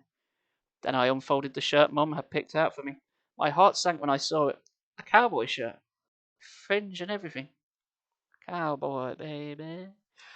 This is so embarrassing, I thought. How could I ever let Mum do this to me? Not dress you like a cowboy. I've heard of worse fates. Deep down, I knew that I used to like these clothes. I probably picked them out myself. But I couldn't stand to admit I'd ever been so stupid. They do, don't they? Downstairs, Tara was still in her pajamas watching cartoons. She was 2 now. Oh, spoil little shit, isn't he? When she saw me pass through the living room, she held out her arms to me. Kiss! Kiss! She called. She wanted me to kiss her. I didn't sound like Tara. But maybe the 2-year-old Tara was still sweet and innocent. Maybe at 2, Tara was actually likeable. Kiss! Kiss! She begged. Give poor Cara a kiss. Mom called from the kitchen. You're a big brother, Michael. She looks up to you. Oh, she has to, because of the height difference. Fine. I sighed. Okay. I leaned down to give Tara a kiss on the cheek. With one chubby index finger, she poked me in the eye. Ow! I squeaked. Tara laughed. Same old terrible Tara, I thought as I stumbled into the kitchen, one hand over my sore eye. She was born bad, but born to be wild. This time at school, I knew which classroom to go to. There sat all my old friends, Mona and everybody, younger than ever. I'd forgotten how dopey everyone used to look when we were little. I sat through another dull day of learning stuff I already knew. Subtraction, how to read books, with really big print. God, I wish this was big print. Get through this a lot quicker. Perfecting my capital L. At least it gave me lots of time to think. Every day I tried to figure out what to do, but I never came up with an answer. Then I remembered Dad telling us he'd been wanting the cuckoo clock for 15 years. 15 years! That's it! The clock must be at the antique store. How have you only just realised this? How? How has this only just crossed your mind? It'd be the first thing you think of. Saint Uncle. You're right to have the piss taken out of you. I'll go find the clock, I decided. I couldn't wait for school to end that day. I figured if I could turn the clock cuckoo around, time would go forward again. I knew the dial that showed the year must be going backwards too. All I had to do was reset the date on that clock in the right year, and I'd be 12 again. I miss being 12. 7-year-olds don't get away with much. Somebody's always watching you. Canonically not smart, yeah. When the school day ended, I started down the block towards my house. I knew the crossing guard was watching me, making sure I get home safely. Several years later, he was in prison. But at the second block, I dashed around the corner to the bus stop. I hoped the crossing guard hadn't seen me. I stood behind a tree, trying not to be seen. A few minutes later, a bus pulled over. The doors opened with a hiss. I stepped aboard. The bus driver eyed me up strangely. Oh dear.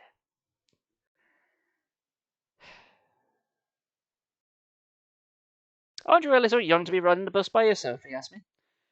Mind your own business, I replied. He looked startled, so I added, I'm meeting Daddy at his office. Mummy said it was okay. He nodded and let the door slide shut. Then he was kidnapped, and then the ending of Dirty Harry happened. That's a reference and a half. I started to put 3 quarters into the coin slot, but the driver stopped me after 2. Whoa there, buddy, he said, pressing the third quarter in pile. Fare's only 50 cents. Keep this quarter for a phone call. Oh yeah, right. I've forgotten. They raised the bus fare to 25 cents when I was 11. But now I was only 7. I put the quarter in my pocket.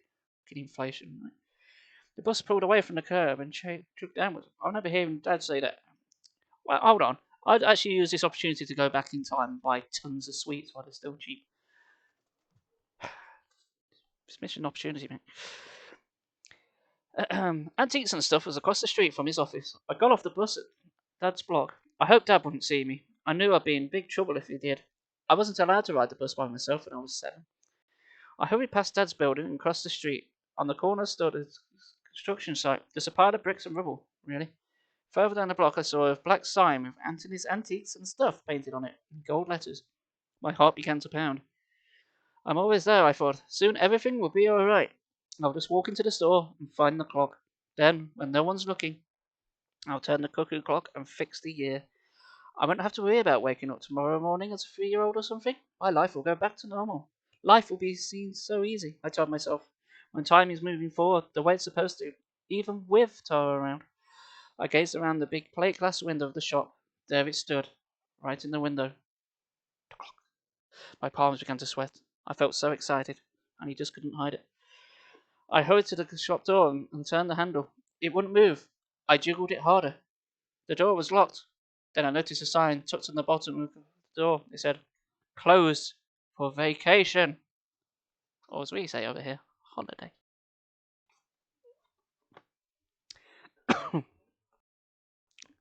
So, a little sippy sippy.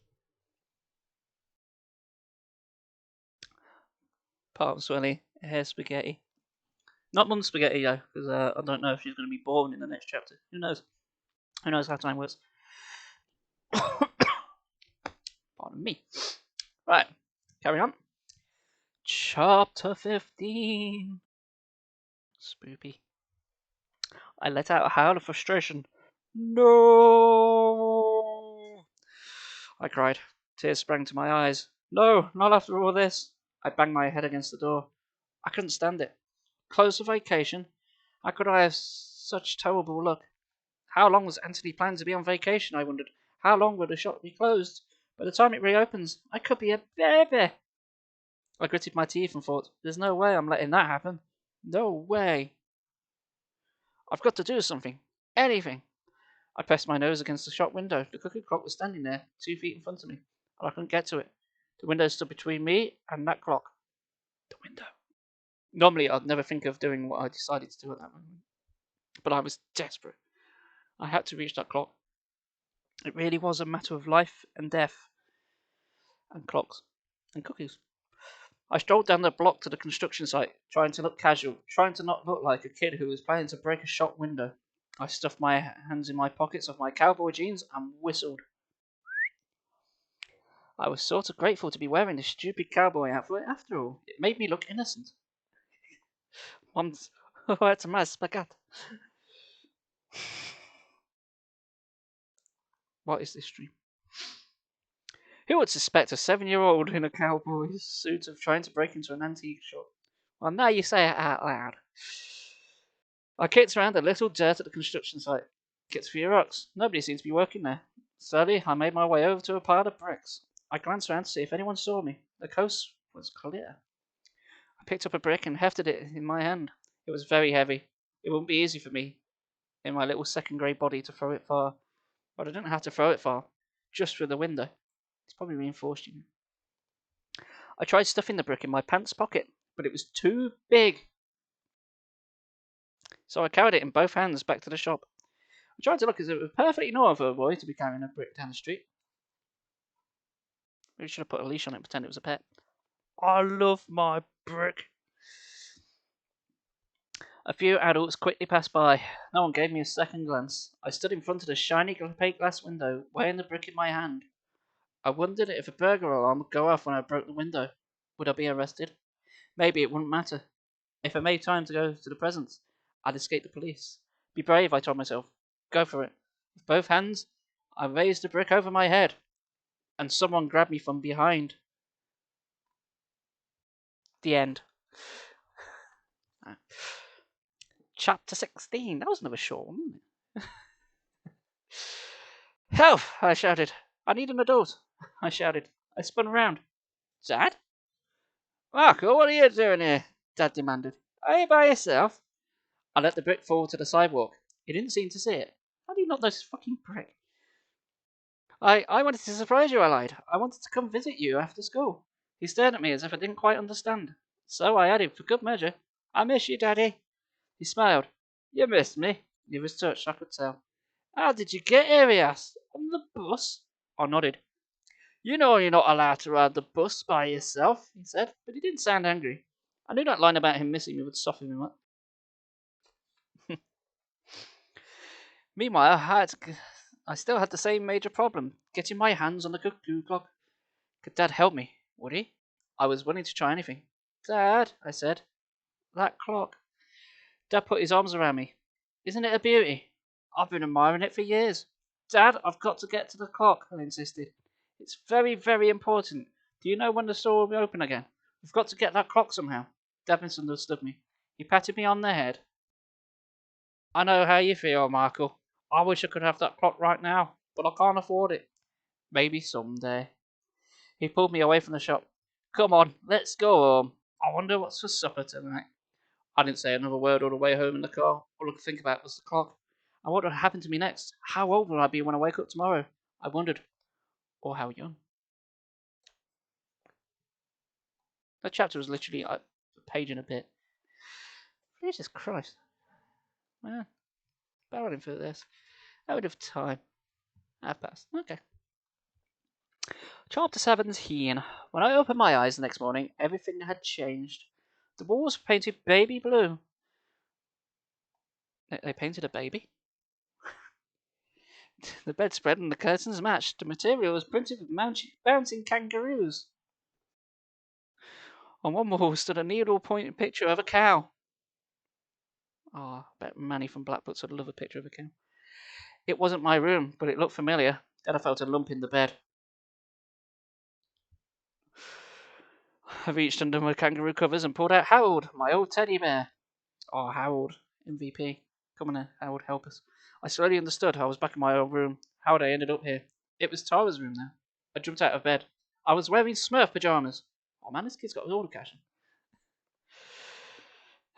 I swear I don't remember ever liking Smurfs that much.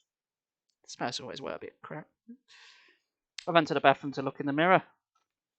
How old was I now? I couldn't tell. I had to stand on the toilet seat to see my face. A bad sign. Yikes, I looked about 5 years old. I hopped off the toilet seat and hurried downstairs. Hello, Becky, Mum said, squeezing me and giving me a big kiss. Ah, Mummy, I said. I couldn't believe how babyish my voice sounded.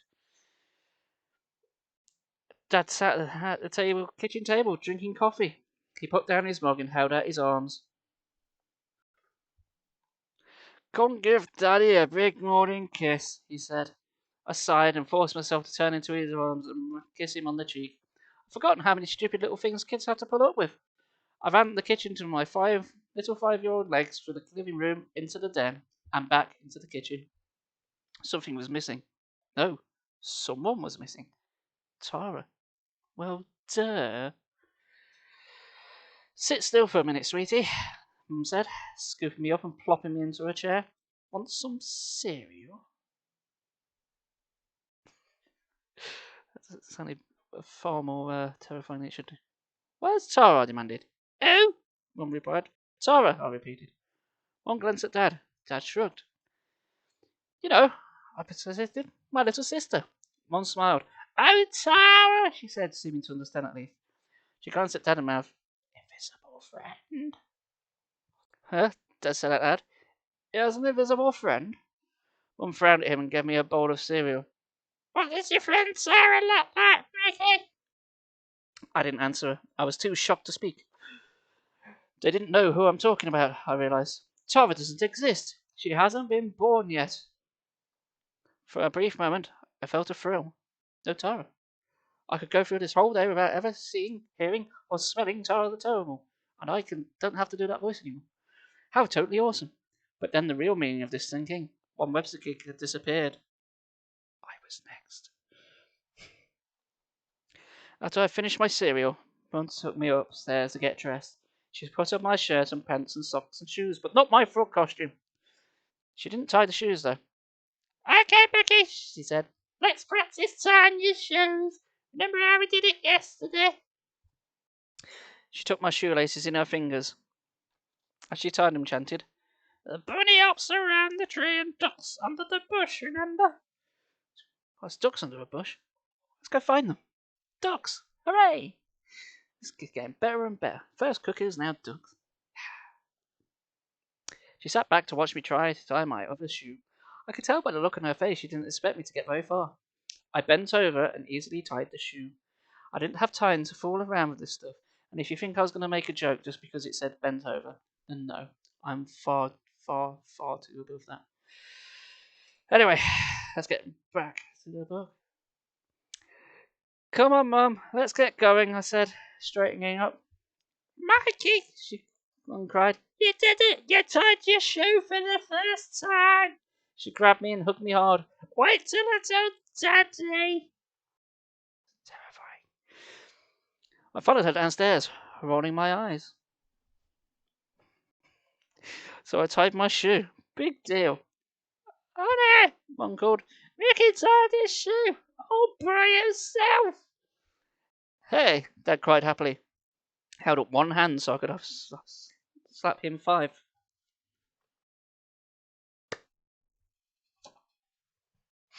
There we go. Drama. That's my big boy. I hope he's talking about Monkey. This time I saw him mouth. Mum, took him long enough. I was too worried to be insulted. Mum walked me into the kindergarten. She told my teacher that I'd learned to tie my shoe. Big excitement all around. I had to sit around that stupid kindergarten all morning, finger painting and singing the ABC song. ABC, simple as 1, 2, 3. I knew I had to get back to the antique store. It was all I could think about. I've got to change that cuckoo clock. I thought desperately. Who knows? Tomorrow I might not know how to walk. Dun dun dun. But how would I get there? It had been hard enough to get downtown as a second grader. As a kindergartner, it would be nearly impossible. And besides, even if I could get on the bus without anybody asking questions, I didn't have any money with me. I glanced at the teacher's purse. Maybe I could steal a couple of quarters from her. She probably never knew. But if she caught me, I'd be in really big trouble. And I had enough trouble now. I decided to sneak on the bus somehow. I knew I could find a way. When the kindergarten torture was finally over from the day, I raced out of the building to catch the bus and bumped smack into Mom. "I'm Marky," she said. "Did you have a nice day?" I forgot she'd pick him up for every day from kindergarten. She took my hand in her iron grip. There was no escape.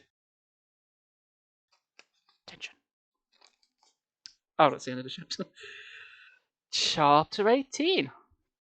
At least I'm here, I thought when I woke up the next morning. At least I'm still alive. I'm still alive, yeah.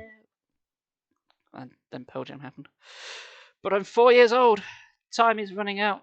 Mum walks into my room singing, "Good morning to you, good morning to you, good morning, dear Mickey. Good morning to you. Ready for nursery school?" Yuck. Nursery school? Things kept getting worse and worse. I couldn't take it anymore. Mum dropped me off at nursery school with a kiss and her usual, "Have a nice day, Mickey." I stalked to the corner and sat. I watched the other little kids play. I refused to do anything. No singing, no painting, no sandbox, no games for me. "Marco, what's the matter with you today?" the teacher, Miss Sarton, asked. "Don't you feel well?" "I feel okay," I told her. "Well then, why aren't you playing?" She studied me for a minute and added, "I think you need to play." Without asking my permission or anything, she picked me up, carried me outside, and dumped me in the sandbox. Sandbox without consent. Oh no, it truly were different times. "Mona will play with you," she said brightly. Mona was very cute when she was 4.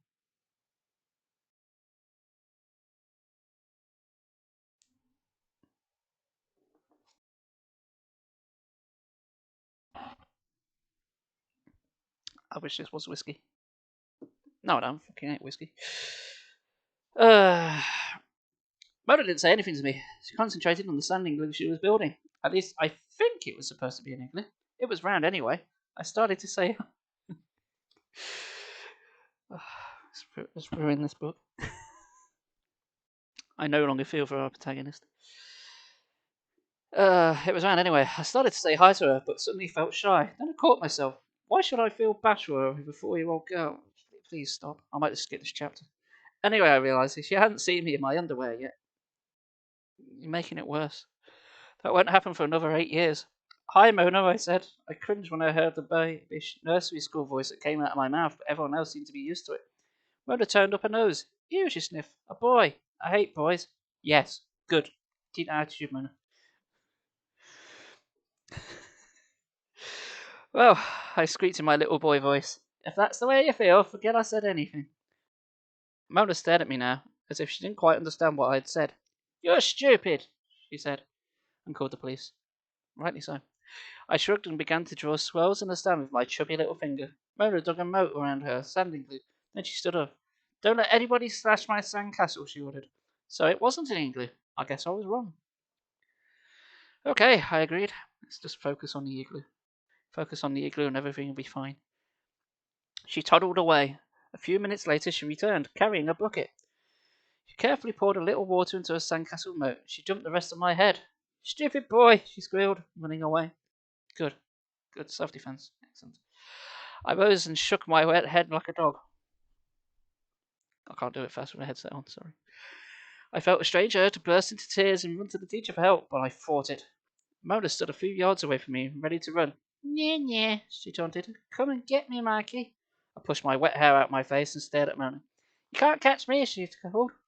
What could I do? I had to chase after her. I began to run. Mona screamed and raced to the tree by the playground fence. Another girl stood there. Was that Cece? She wore thick glasses with pink rims, and underneath, a pink eye patch. I'd forgotten about that eye patch. She had its wear it until halfway through the first grade. Mona screamed again and clutched at Cece. Cece clutched her back and screamed too. I stopped in front of the tree. "Don't worry, I won't hurt you," I assured them. "Yes, you will," Mona screamed.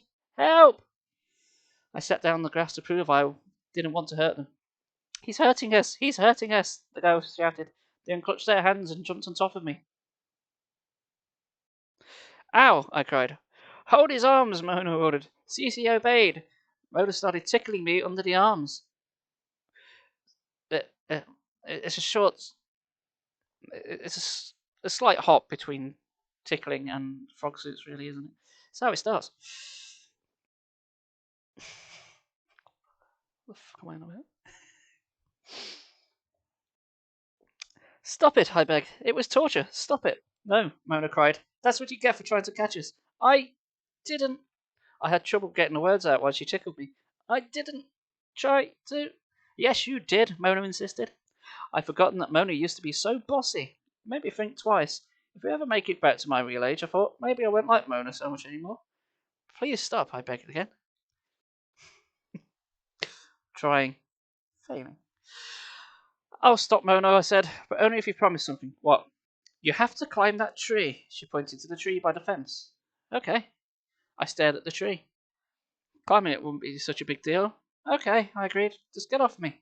Mona stood up. Cece let go of my arms. I climbed to my feet and brushed the grass off my pants. You're scared, Mona taunted. I am not, I replied. What a brat. She was almost as bad as Tyra. Now Mona and Cece chanted. Mikey is scared. Mikey is scared. One of us. Google gobble. Mikey is scared. I ignored them. I grabbed the lowest branch of the tree and hauled myself up. It was harder than I thought it would be. My 4-year-old body wasn't very athletic. Mikey is scared. Mikey is scared. Shut up, I yelled down at them. Can't you see that I'm climbing the stupid tree? It doesn't make sense to tease me about it being scared. Then they both gave me the blank look Mona had given me before, as if they didn't understand what I was saying. Mikey is scared. Shut up. It made me laugh. I sighed and kept climbing. My hands are so small.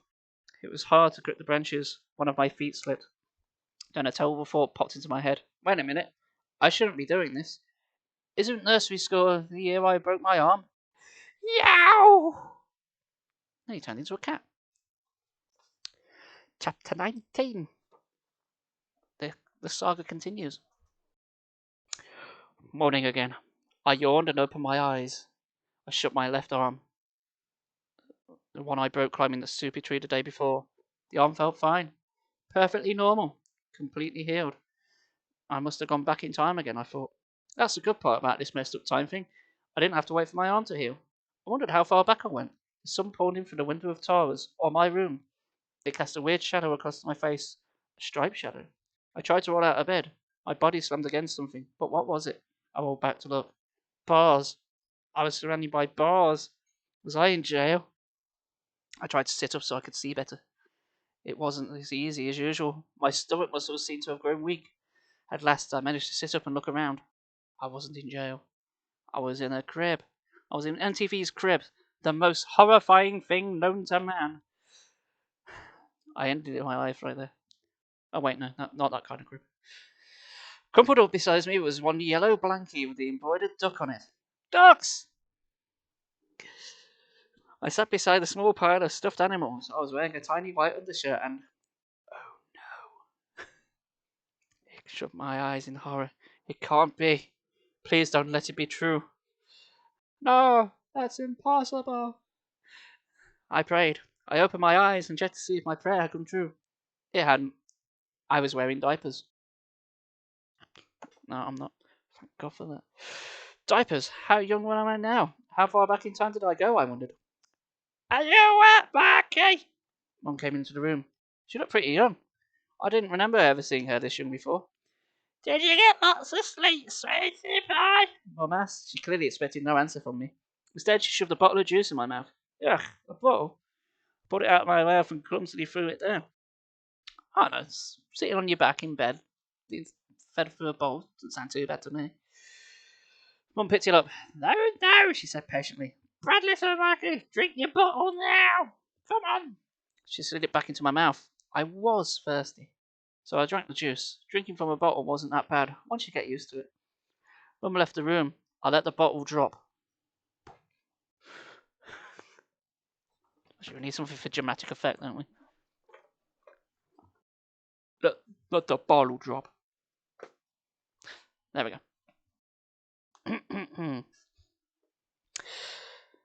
I've lost my place now. I had to know how old I was. I had to find out how much time I had left. I grabbed the bars of the crib and pulled myself to my feet. Okay, I thought, I can stand. I took a step.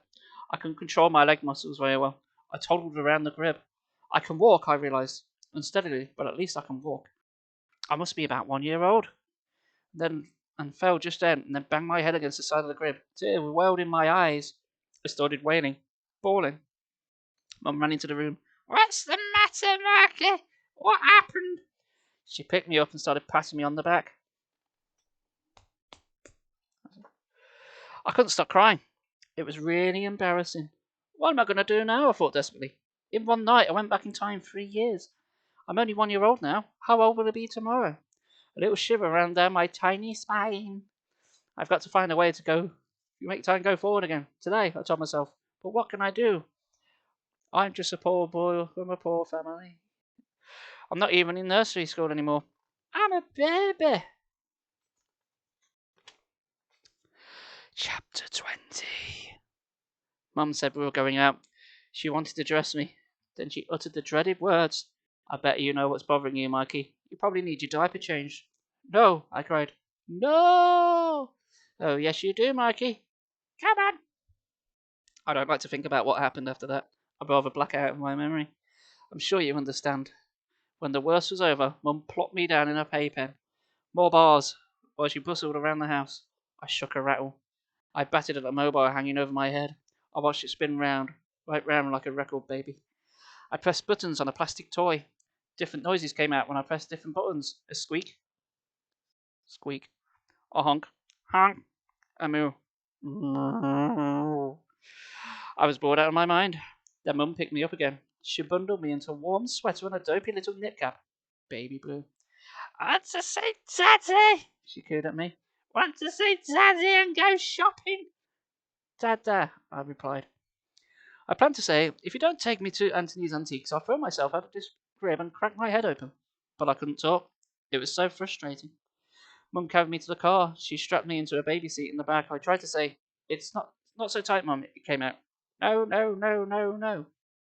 Don't give me an hard time there, Mikey, Mum said sharply. I know you don't like your car seat, but it's the law. She gave the strap an extra tug, and she drove into town. At least there's a chance, I thought. If we're going to meet Dad, we'll be near the antique store. Maybe. Just maybe. Mum parked the car outside Dad's office building. She unstrapped me from my car seat. I could move again, but not for long. She pulled the stroller out of the trunk, unfolded it, and strapped me in. Being a baby really is like being a prisoner, I thought as she wheeled me across this sidewalk. I never realised how awful it is. It was lunchtime. A stream of workers flowed out of the office building. Dad appeared and gave Mum a kiss. He squatted down to tickle me under the chin. There's my little boy, he said. Can you say hi to your daddy? Mum prompted me. Hi, Dada, I gurgled. Hey, Marky, Dad said fondly, but when he stood up, he spoke quietly to Mum as if I couldn't hear. Shouldn't he be saying more words by now, wouldn't he? Ted Jackson's kid is Marky's age, and he can say whole sentences. He can say light bulb and kitchen, and I want my teddy bear. Don't start that again, Mum started angrily. Marky is not slow. I squirmed in my stroller, fuming. Slow? Who said I was slow?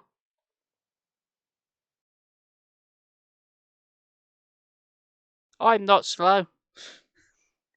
I didn't say he was slow, honey, Dad went on. I only said, yes, you did, Mum insisted. Yes, you did, the other night. When he stuffed those peas up his nose, you said we thought we should have him tested. That's pretty funny.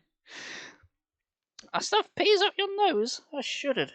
Sure, stuffing peas up your nose is stupid, but I was only a baby. Wasn't Dad getting carried away? I thought so. I wished I could tell them I would turn out right. At least up to the age of 12, I mean. I'm no genius, but I get mostly A's and B's. Can we discuss this later, Dad said. I've only got an hour for lunch. If we're going to find a dining room table, we better get moving. You brought it up, Mum sniffed. She wheeled the stroller smartly around and began to cross the street. Dad followed us. I let my eyes rove around the storefronts across the street, an apartment building, a pawn shop, another type of pawn shop, a coffee shop. And then I found what I was looking for. Anthony's Antiques and stuff. My heart leaped, and I suffered from cardiac arrest and died immediately. The end. Oh wait, the store still existed. I kept my eyes glued to the sign. Please take me in there, Mum, I silently prayed. Please, please, please. Mum steered me down the street, past the apartment building, past the pawn shop, past the other pawn shop, past the coffee shop. We stopped in front of Anthony's. Dad stood in the front of the window, hands in his pockets, gazing for the glass. Mum and I pulled up beside him. I couldn't believe it. Finally, after all this time, some good luck. I stared from the window, searching for it. The clock. The window display was set up like an old-fashioned living room. My eyes roamed over the furniture. A wooden bookcase, a fringe table lamp, a Persian rug, an overstuffed armchair, and a clock. A table clock. Not the cuckoo clock. Not the right clock. My heart sank back into its normal low spot in my chest. It figures, I thought. Here I am, at the antique store, at last. And the clock isn't here. Oh no. The end. Oh, okay. Chapter 21. I felt like crying. I could have cried too, easily. After all, I was a baby. People expected me to cry. But I didn't. Even though I looked like a baby, I was a 12-year-old inside. I still had my pride. Dad stepped on the door and held it open for Mum and me. Mum pushed me inside. I sat strapped into the stroller. The shop was jammed with old furniture. A chubby man in his 40s strolled down the aisle towards us. Behind him, at the end of the aisle, in a corner at the back of the shop, I saw it. The clock. The clock. The squeal of excitement popped out of me. I began to rock in my stroller. I was so close. May I help you? The man asked Mum and Dad. We're looking for a tiny food table, Mum told him. I had to get out of the stroller. I had to get to the clock. I rocked harder, but it was no good. I was strapped in. Let me out of this thing, I shouted. Mum and Dad turned to look at me. What's this saying? Dad asked. It sounded like llama, llama, the shopkeeper suggested. I thought it was his mum. Okay. I rocked harder than ever and screamed. He eats his stroller, Mum explained. She leaned down to unbuckle the straps. I'll hold him for a few minutes, then he'll quieten down. I waited until she held me in her arms, and I screamed again and wriggled as hard as I could. Dad's face reddened. Michael, what's wrong with you? Down, down, I yelled. All right, Mum muttered, setting me down on the floor. Now please stop screaming. I quietened down immediately. I tested my wobbly, chubby little legs. They won't get me far, but they were all I had to work with. Keep an eye on him, the shopkeeper warned. A lot of this stuff is breakable. One grabbed my hand. Come on, Marky, let's go look at some tables. She tried to lead me into the corner of a shop where several wooden tables stood. I whined and squirmed, hoping to get away. Her grip was too tight. Marky, shh, she said. I let her drag me around the tables. I glanced up at the cuckoo clock. It was almost noon. You wouldn't put your baby on the floor in an antique shop. You wouldn't download a baby. I let her drag me around the table. As I glanced up at the cuckoo clock, it was almost noon. At noon, I knew the cuckoo pop out. It was my only chance to grab the bird and turn it around. I took my mum's hand. She tightened her grip. What do you think of this one, honey? Dad asked her, on the wrong voice again, rubbing his hand across a dark wood table. I think that one's too dark for our chairs, Erling, Mum said. Another table caught her eye. As she moved towards it, I tried to slip my hand out of hers. No go. I toddled after her to the second table. I shot another glance at the clock. The minute hand moved. 2 minutes to 12. We can't be too picky, honey, Dad said. The burgers are coming over Saturday night, 2 days from now, for a dinner party. We can't have a dinner party without a dinner table. I know that, dear, but there's no point in buying a table we don't like. Dad's voice began to rise. Mum's mouth got that hard, set look to it. Aha! A fight! This was my chance. Once again, violence is the answer. Legal to it sure is. Dad was shouting, Why don't we just spread a blanket out on the floor and make them eat there? We'll call it a picnic. Mum finally relaxed the grip of my hand. I slipped away and toddled as fast as I could towards the clock. The clock's minute hand moved again. I toddled faster. I heard my parents shouting at each other. I won't buy an ugly table and that's that, Mum cried. Please don't let them notice me, I prayed. Not yet. I reached the cuckoo clock at last. I stood in front of it and stared up at the clock. The cuckoo's window was far above me, out of reach. The minute hand clicked again. The clock's gong sounded. The cuckoo's window slid open. The cuckoo popped out. It cuckooed once. It cuckooed twice. I stared over it, helpless. A 12-year-old boy trapped in a baby's body. I stared grimly up at the clock. Somehow, I had to reach that cuckoo. Somehow, I had to turn it around. Chapter 22. Oh, it's so close. So close. Oh, we're getting near the end. How's it all going to pan out? Cuckoo! Cuckoo! 3, 4. I knew that once it reached 12, I was doomed. The cuckoo clock would disappear, and so would my last chance to save myself. In a day or so, I would disappear. Disappear forever. Frantic, I glanced around for a ladder, a stool, anything. The closest thing was a chair. I toddled over to the chair and pushed it towards the clock. It moved about an inch. I leaned, putting all my weight into it. I figured I weighed about 20 pounds, but it was enough. The chair began to slide across the floor. Cuckoo! Cuckoo! 5, 6. Pick up sticks. I shoved the chair against the clock. The seat of the chair came up to my chin. I tried to pull myself onto the seat. My arms were too weak. I planted a baby sneaker against the chair leg. I boosted myself up. I grabbed a spindle at the back of the chair and heaved my body onto the seat. I made it. Cuckoo!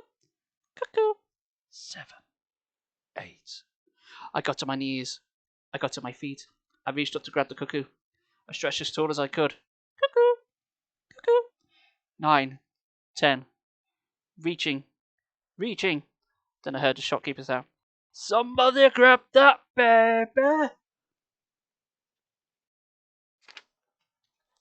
That was a really short chapter as well. How's it going to go? 23 of the chapters. I heard pounding footsteps. They were running to get me. I strained to reach the cuckoo.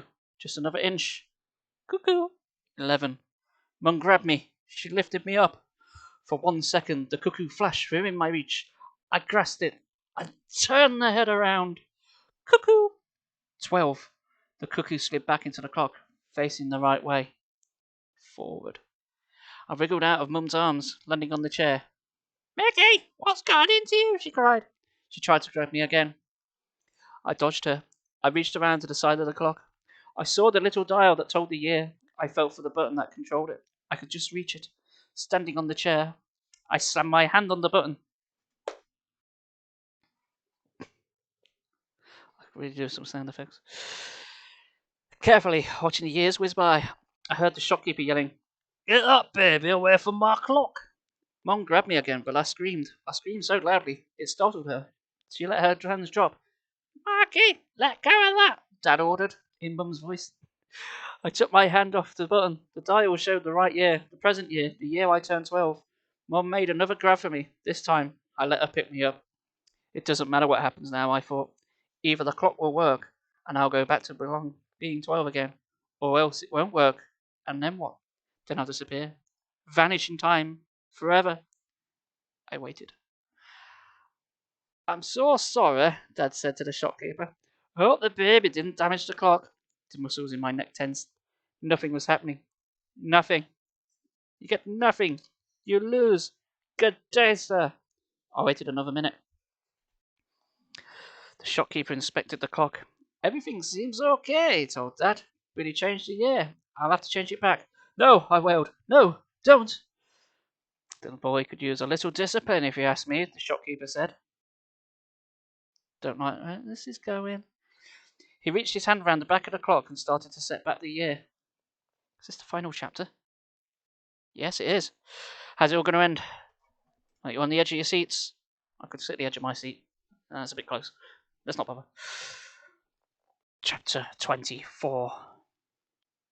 Like the hours of a day. It's all like it's time-based. Let's go. Deep dive. No, I wailed.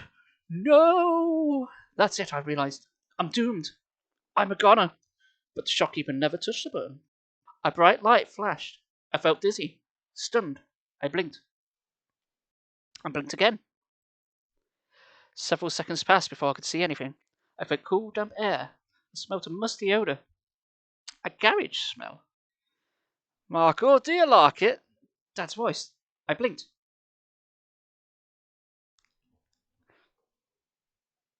My eyes adjusted.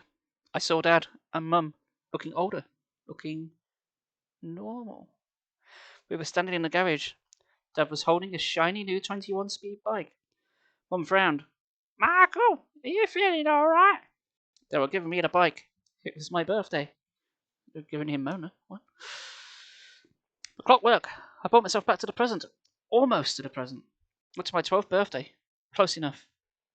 I felt so happy. I thought I'd explode. I threw myself at Mum and hugged her hard. Then I hugged Dad. Wow, Dad gushed. Guess you really do like the bike. I grinned. I loved it, I exclaimed. I love everything. I love the whole world. Mainly, I love being 12 again. I could walk. I could talk. I can sing. Dr. Sayers, Dr. Sayers. No, stop that. I could ride the bus by myself. Wait a minute, I thought. It's my birthday. Don't tell me I have to live through it again. I don't play the piano anymore. Of course you can. Well, I couldn't before. This book's ruined now. We've ruined the ending. And then it turned out it was Dr. Zayas all along.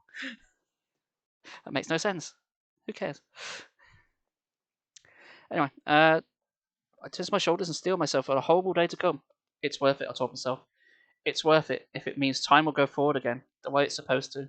I knew too well that it would happen next. Tyra.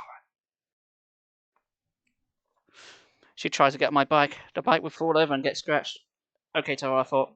I'm ready. Come and do your worst. I waited. Tyra didn't come. In fact, she didn't seem to be around at all. She wasn't in the garage. No sign of her. Mum and Dad oohed and ahed over the bike. They didn't act as if anything was wrong or anyone was missing. Where's Tara? I asked them. They looked up. Who? They stared at me. Did you invite her to your party? Mum asked. I don't remember sending an invitation to Tara. Don't know what that was. Dad grinned at me. Tara, is this some girl you have a crush on, Michael? No, I answered, turning red, as if they'd never heard of Tara, never heard of their own daughter. You better go upstairs and get ready for your party, Michael, Mum suggested. The kids will be here soon. Okay, I stumbled to the head, dazed. Tara, I called. Silence. Could she be hiding somewhere? I searched for the house, then I checked her room. I threw open the door. I expected to see a messy, all-pink girl's room with a white canopy bed. Instead, I saw two thin beds, neatly made with plaid covers, a chair, an empty closet. No personal stuff. Not Tara's room. A guest room.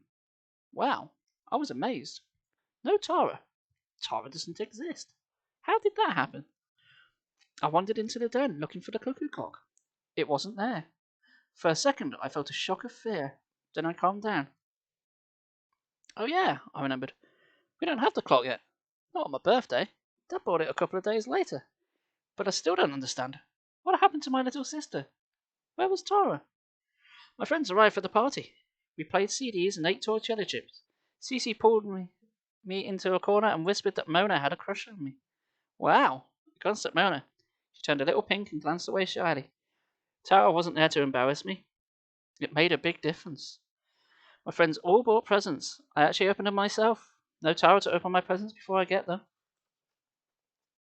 At cake time, I carried the cake into the dining room and set it in the middle of the table.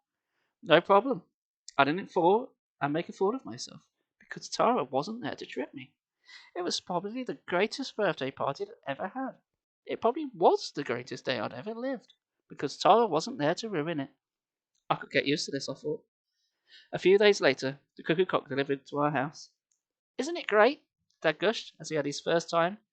Anthony sold me the clock cheap. Cheap, cheap. I didn't make that joke earlier, should have done. Cuckoo's going cheap. Sadly, discovered a tiny flaw on it. The flaw? I'd almost forgotten about that. We still didn't know what it was. but I couldn't help wondering if it had something to do with Tara's disappearance. Maybe the clock didn't work perfectly in some way. Maybe it somehow left Tara behind. I hardly dared to touch the clock. I didn't want to set off any more weird time trips, but I had to know what had happened. I carefully studied the face of the clock again, and all the decorations. Then I stared at the dial that showed the year. It was properly set at the current year.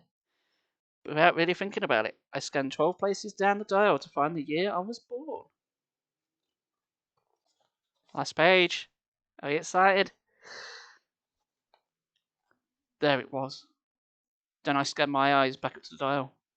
1984, 1985, 1986, 1987, 1989. Wait a second. Didn't I just skip a year? I checked the dates again. 1988 was missing. There was no 1988 on the dial. And 1988 was the year Tara was born. Dad, I cried. I found the floor. Look, there's a year missing on the dial. Dad patted me on the back. Good job, son. Wow, isn't that funny? To him, it was just a funny mistake. He had no idea his daughter had never been born. I suppose there's some way to go back in time and get her. I guess I probably ought to do that, and I will. Really. One of these days. Maybe. Tet Ned. And they all lived happily they all lived. That's that done. So, Tara, dead. Children's books, aren't they fun? Well, that was dark, wasn't it? You know what though? I'm a little bit disappointed because it's literally got a evil-looking cuckoo clock on there, and there's no actual evil cuckoo. I thought it would like come alive and start pecking and killing people, but no, it's just time travel. Don't beat the clock. That's what it says. Okay, let's read the blurb to see what it says. Tara the Terrible. That's what Michael Webster calls his bratty little sister. She loves getting Michael in trouble, making his life miserable. Things couldn't get any worse. Well, they can for her. Then Mr. Webster brings home the antique cuckoo clock. It's old, it's expensive, and Mr. Webster won't let anyone touch it. Poor Michael. He should have listened to his dad, because someone put a spell on the clock. A strange spell. A dangerous spell. Now Michael's life will never be the same again. We never did find out who put this spell on it, did we? I thought it was my favourite because I'm amazed you can hear the ending. I read a load of Goosebumps books when I was younger, but I can't remember any of them because I read them like within like 2 hours. So yeah, it took me like 2.25 hours to read them, give or take. But yeah, well I hope you like that. I do have another one, which somebody else wanted me to read, Attack of the Mutant, but that will have to wait for another time. How long's that? Let's have a look. Is it the same length? 117 pages. There's 1 page short. Well, guys, I hope you really enjoyed that. I've had fun. I've read the entire book. I feel smart for reading. Yeah.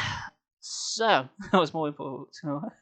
You shall have more when I reset the channel point goal, and we'll do it again. And you did. You should probably get some sleep. So, I hope you enjoyed your bedtime story. And who knows, maybe you might wake up one day and you won't exist because some fucker played with a cuckoo clock. Hooray! So, as for normal schedules, I will be back on Monday at 1 o'clock. If you check my schedule, it has changed slightly. So, I'm no longer doing the Tuesday and Thursday afternoons. So, I'm only streaming like once a day now, apart from Sunday. I think I was giving myself too much burnout doing it every day. But yes, daytime streams. I'll still be doing Monday, Wednesday, Friday, Saturday. But I shall be off all day Sunday. I'll get at least 1 day off. So I'm still streaming on 6 times a week. So yeah. But I'll be probably going back to work next month anyway. So things are going to change going forward anyway. But I will squeeze some stuff in. So I've got my Elgato capture card set up, so I can do my Switch now. I've got my PS5 set up, so Monday, all being well, we'll be doing Pokemon Sword Nuzlocke. Yes. And Tuesday, we shall be doing Ratchet and Clank Rift Apart. the new one on the shiny PS5. So look forward to all those breaking because I haven't quite done it all yet. But yeah, Nintendo Switch streams, PS5 streams are now a go. So hurrah! So I look forward to that. But guys, thank you very very much. Um, I was gonna play you out with some music, but I could go to the ending soon screen, but I won't. I'll put the Goosebumps theme back on for a minute, and I will say bye bye. Unless we can. No, actually, we should probably raid someone to be honest. Is there anyone on? Because there's quite a few. V-Kit is on playing Goat Simulator. So say hi. I won't know you. So yes, get some sleep, and I shall see you later. Potatoes. Thank you for watching me read the entire book. You maniacs. See you later. And don't play with any cuckoo clocks. Goodbye. Bye.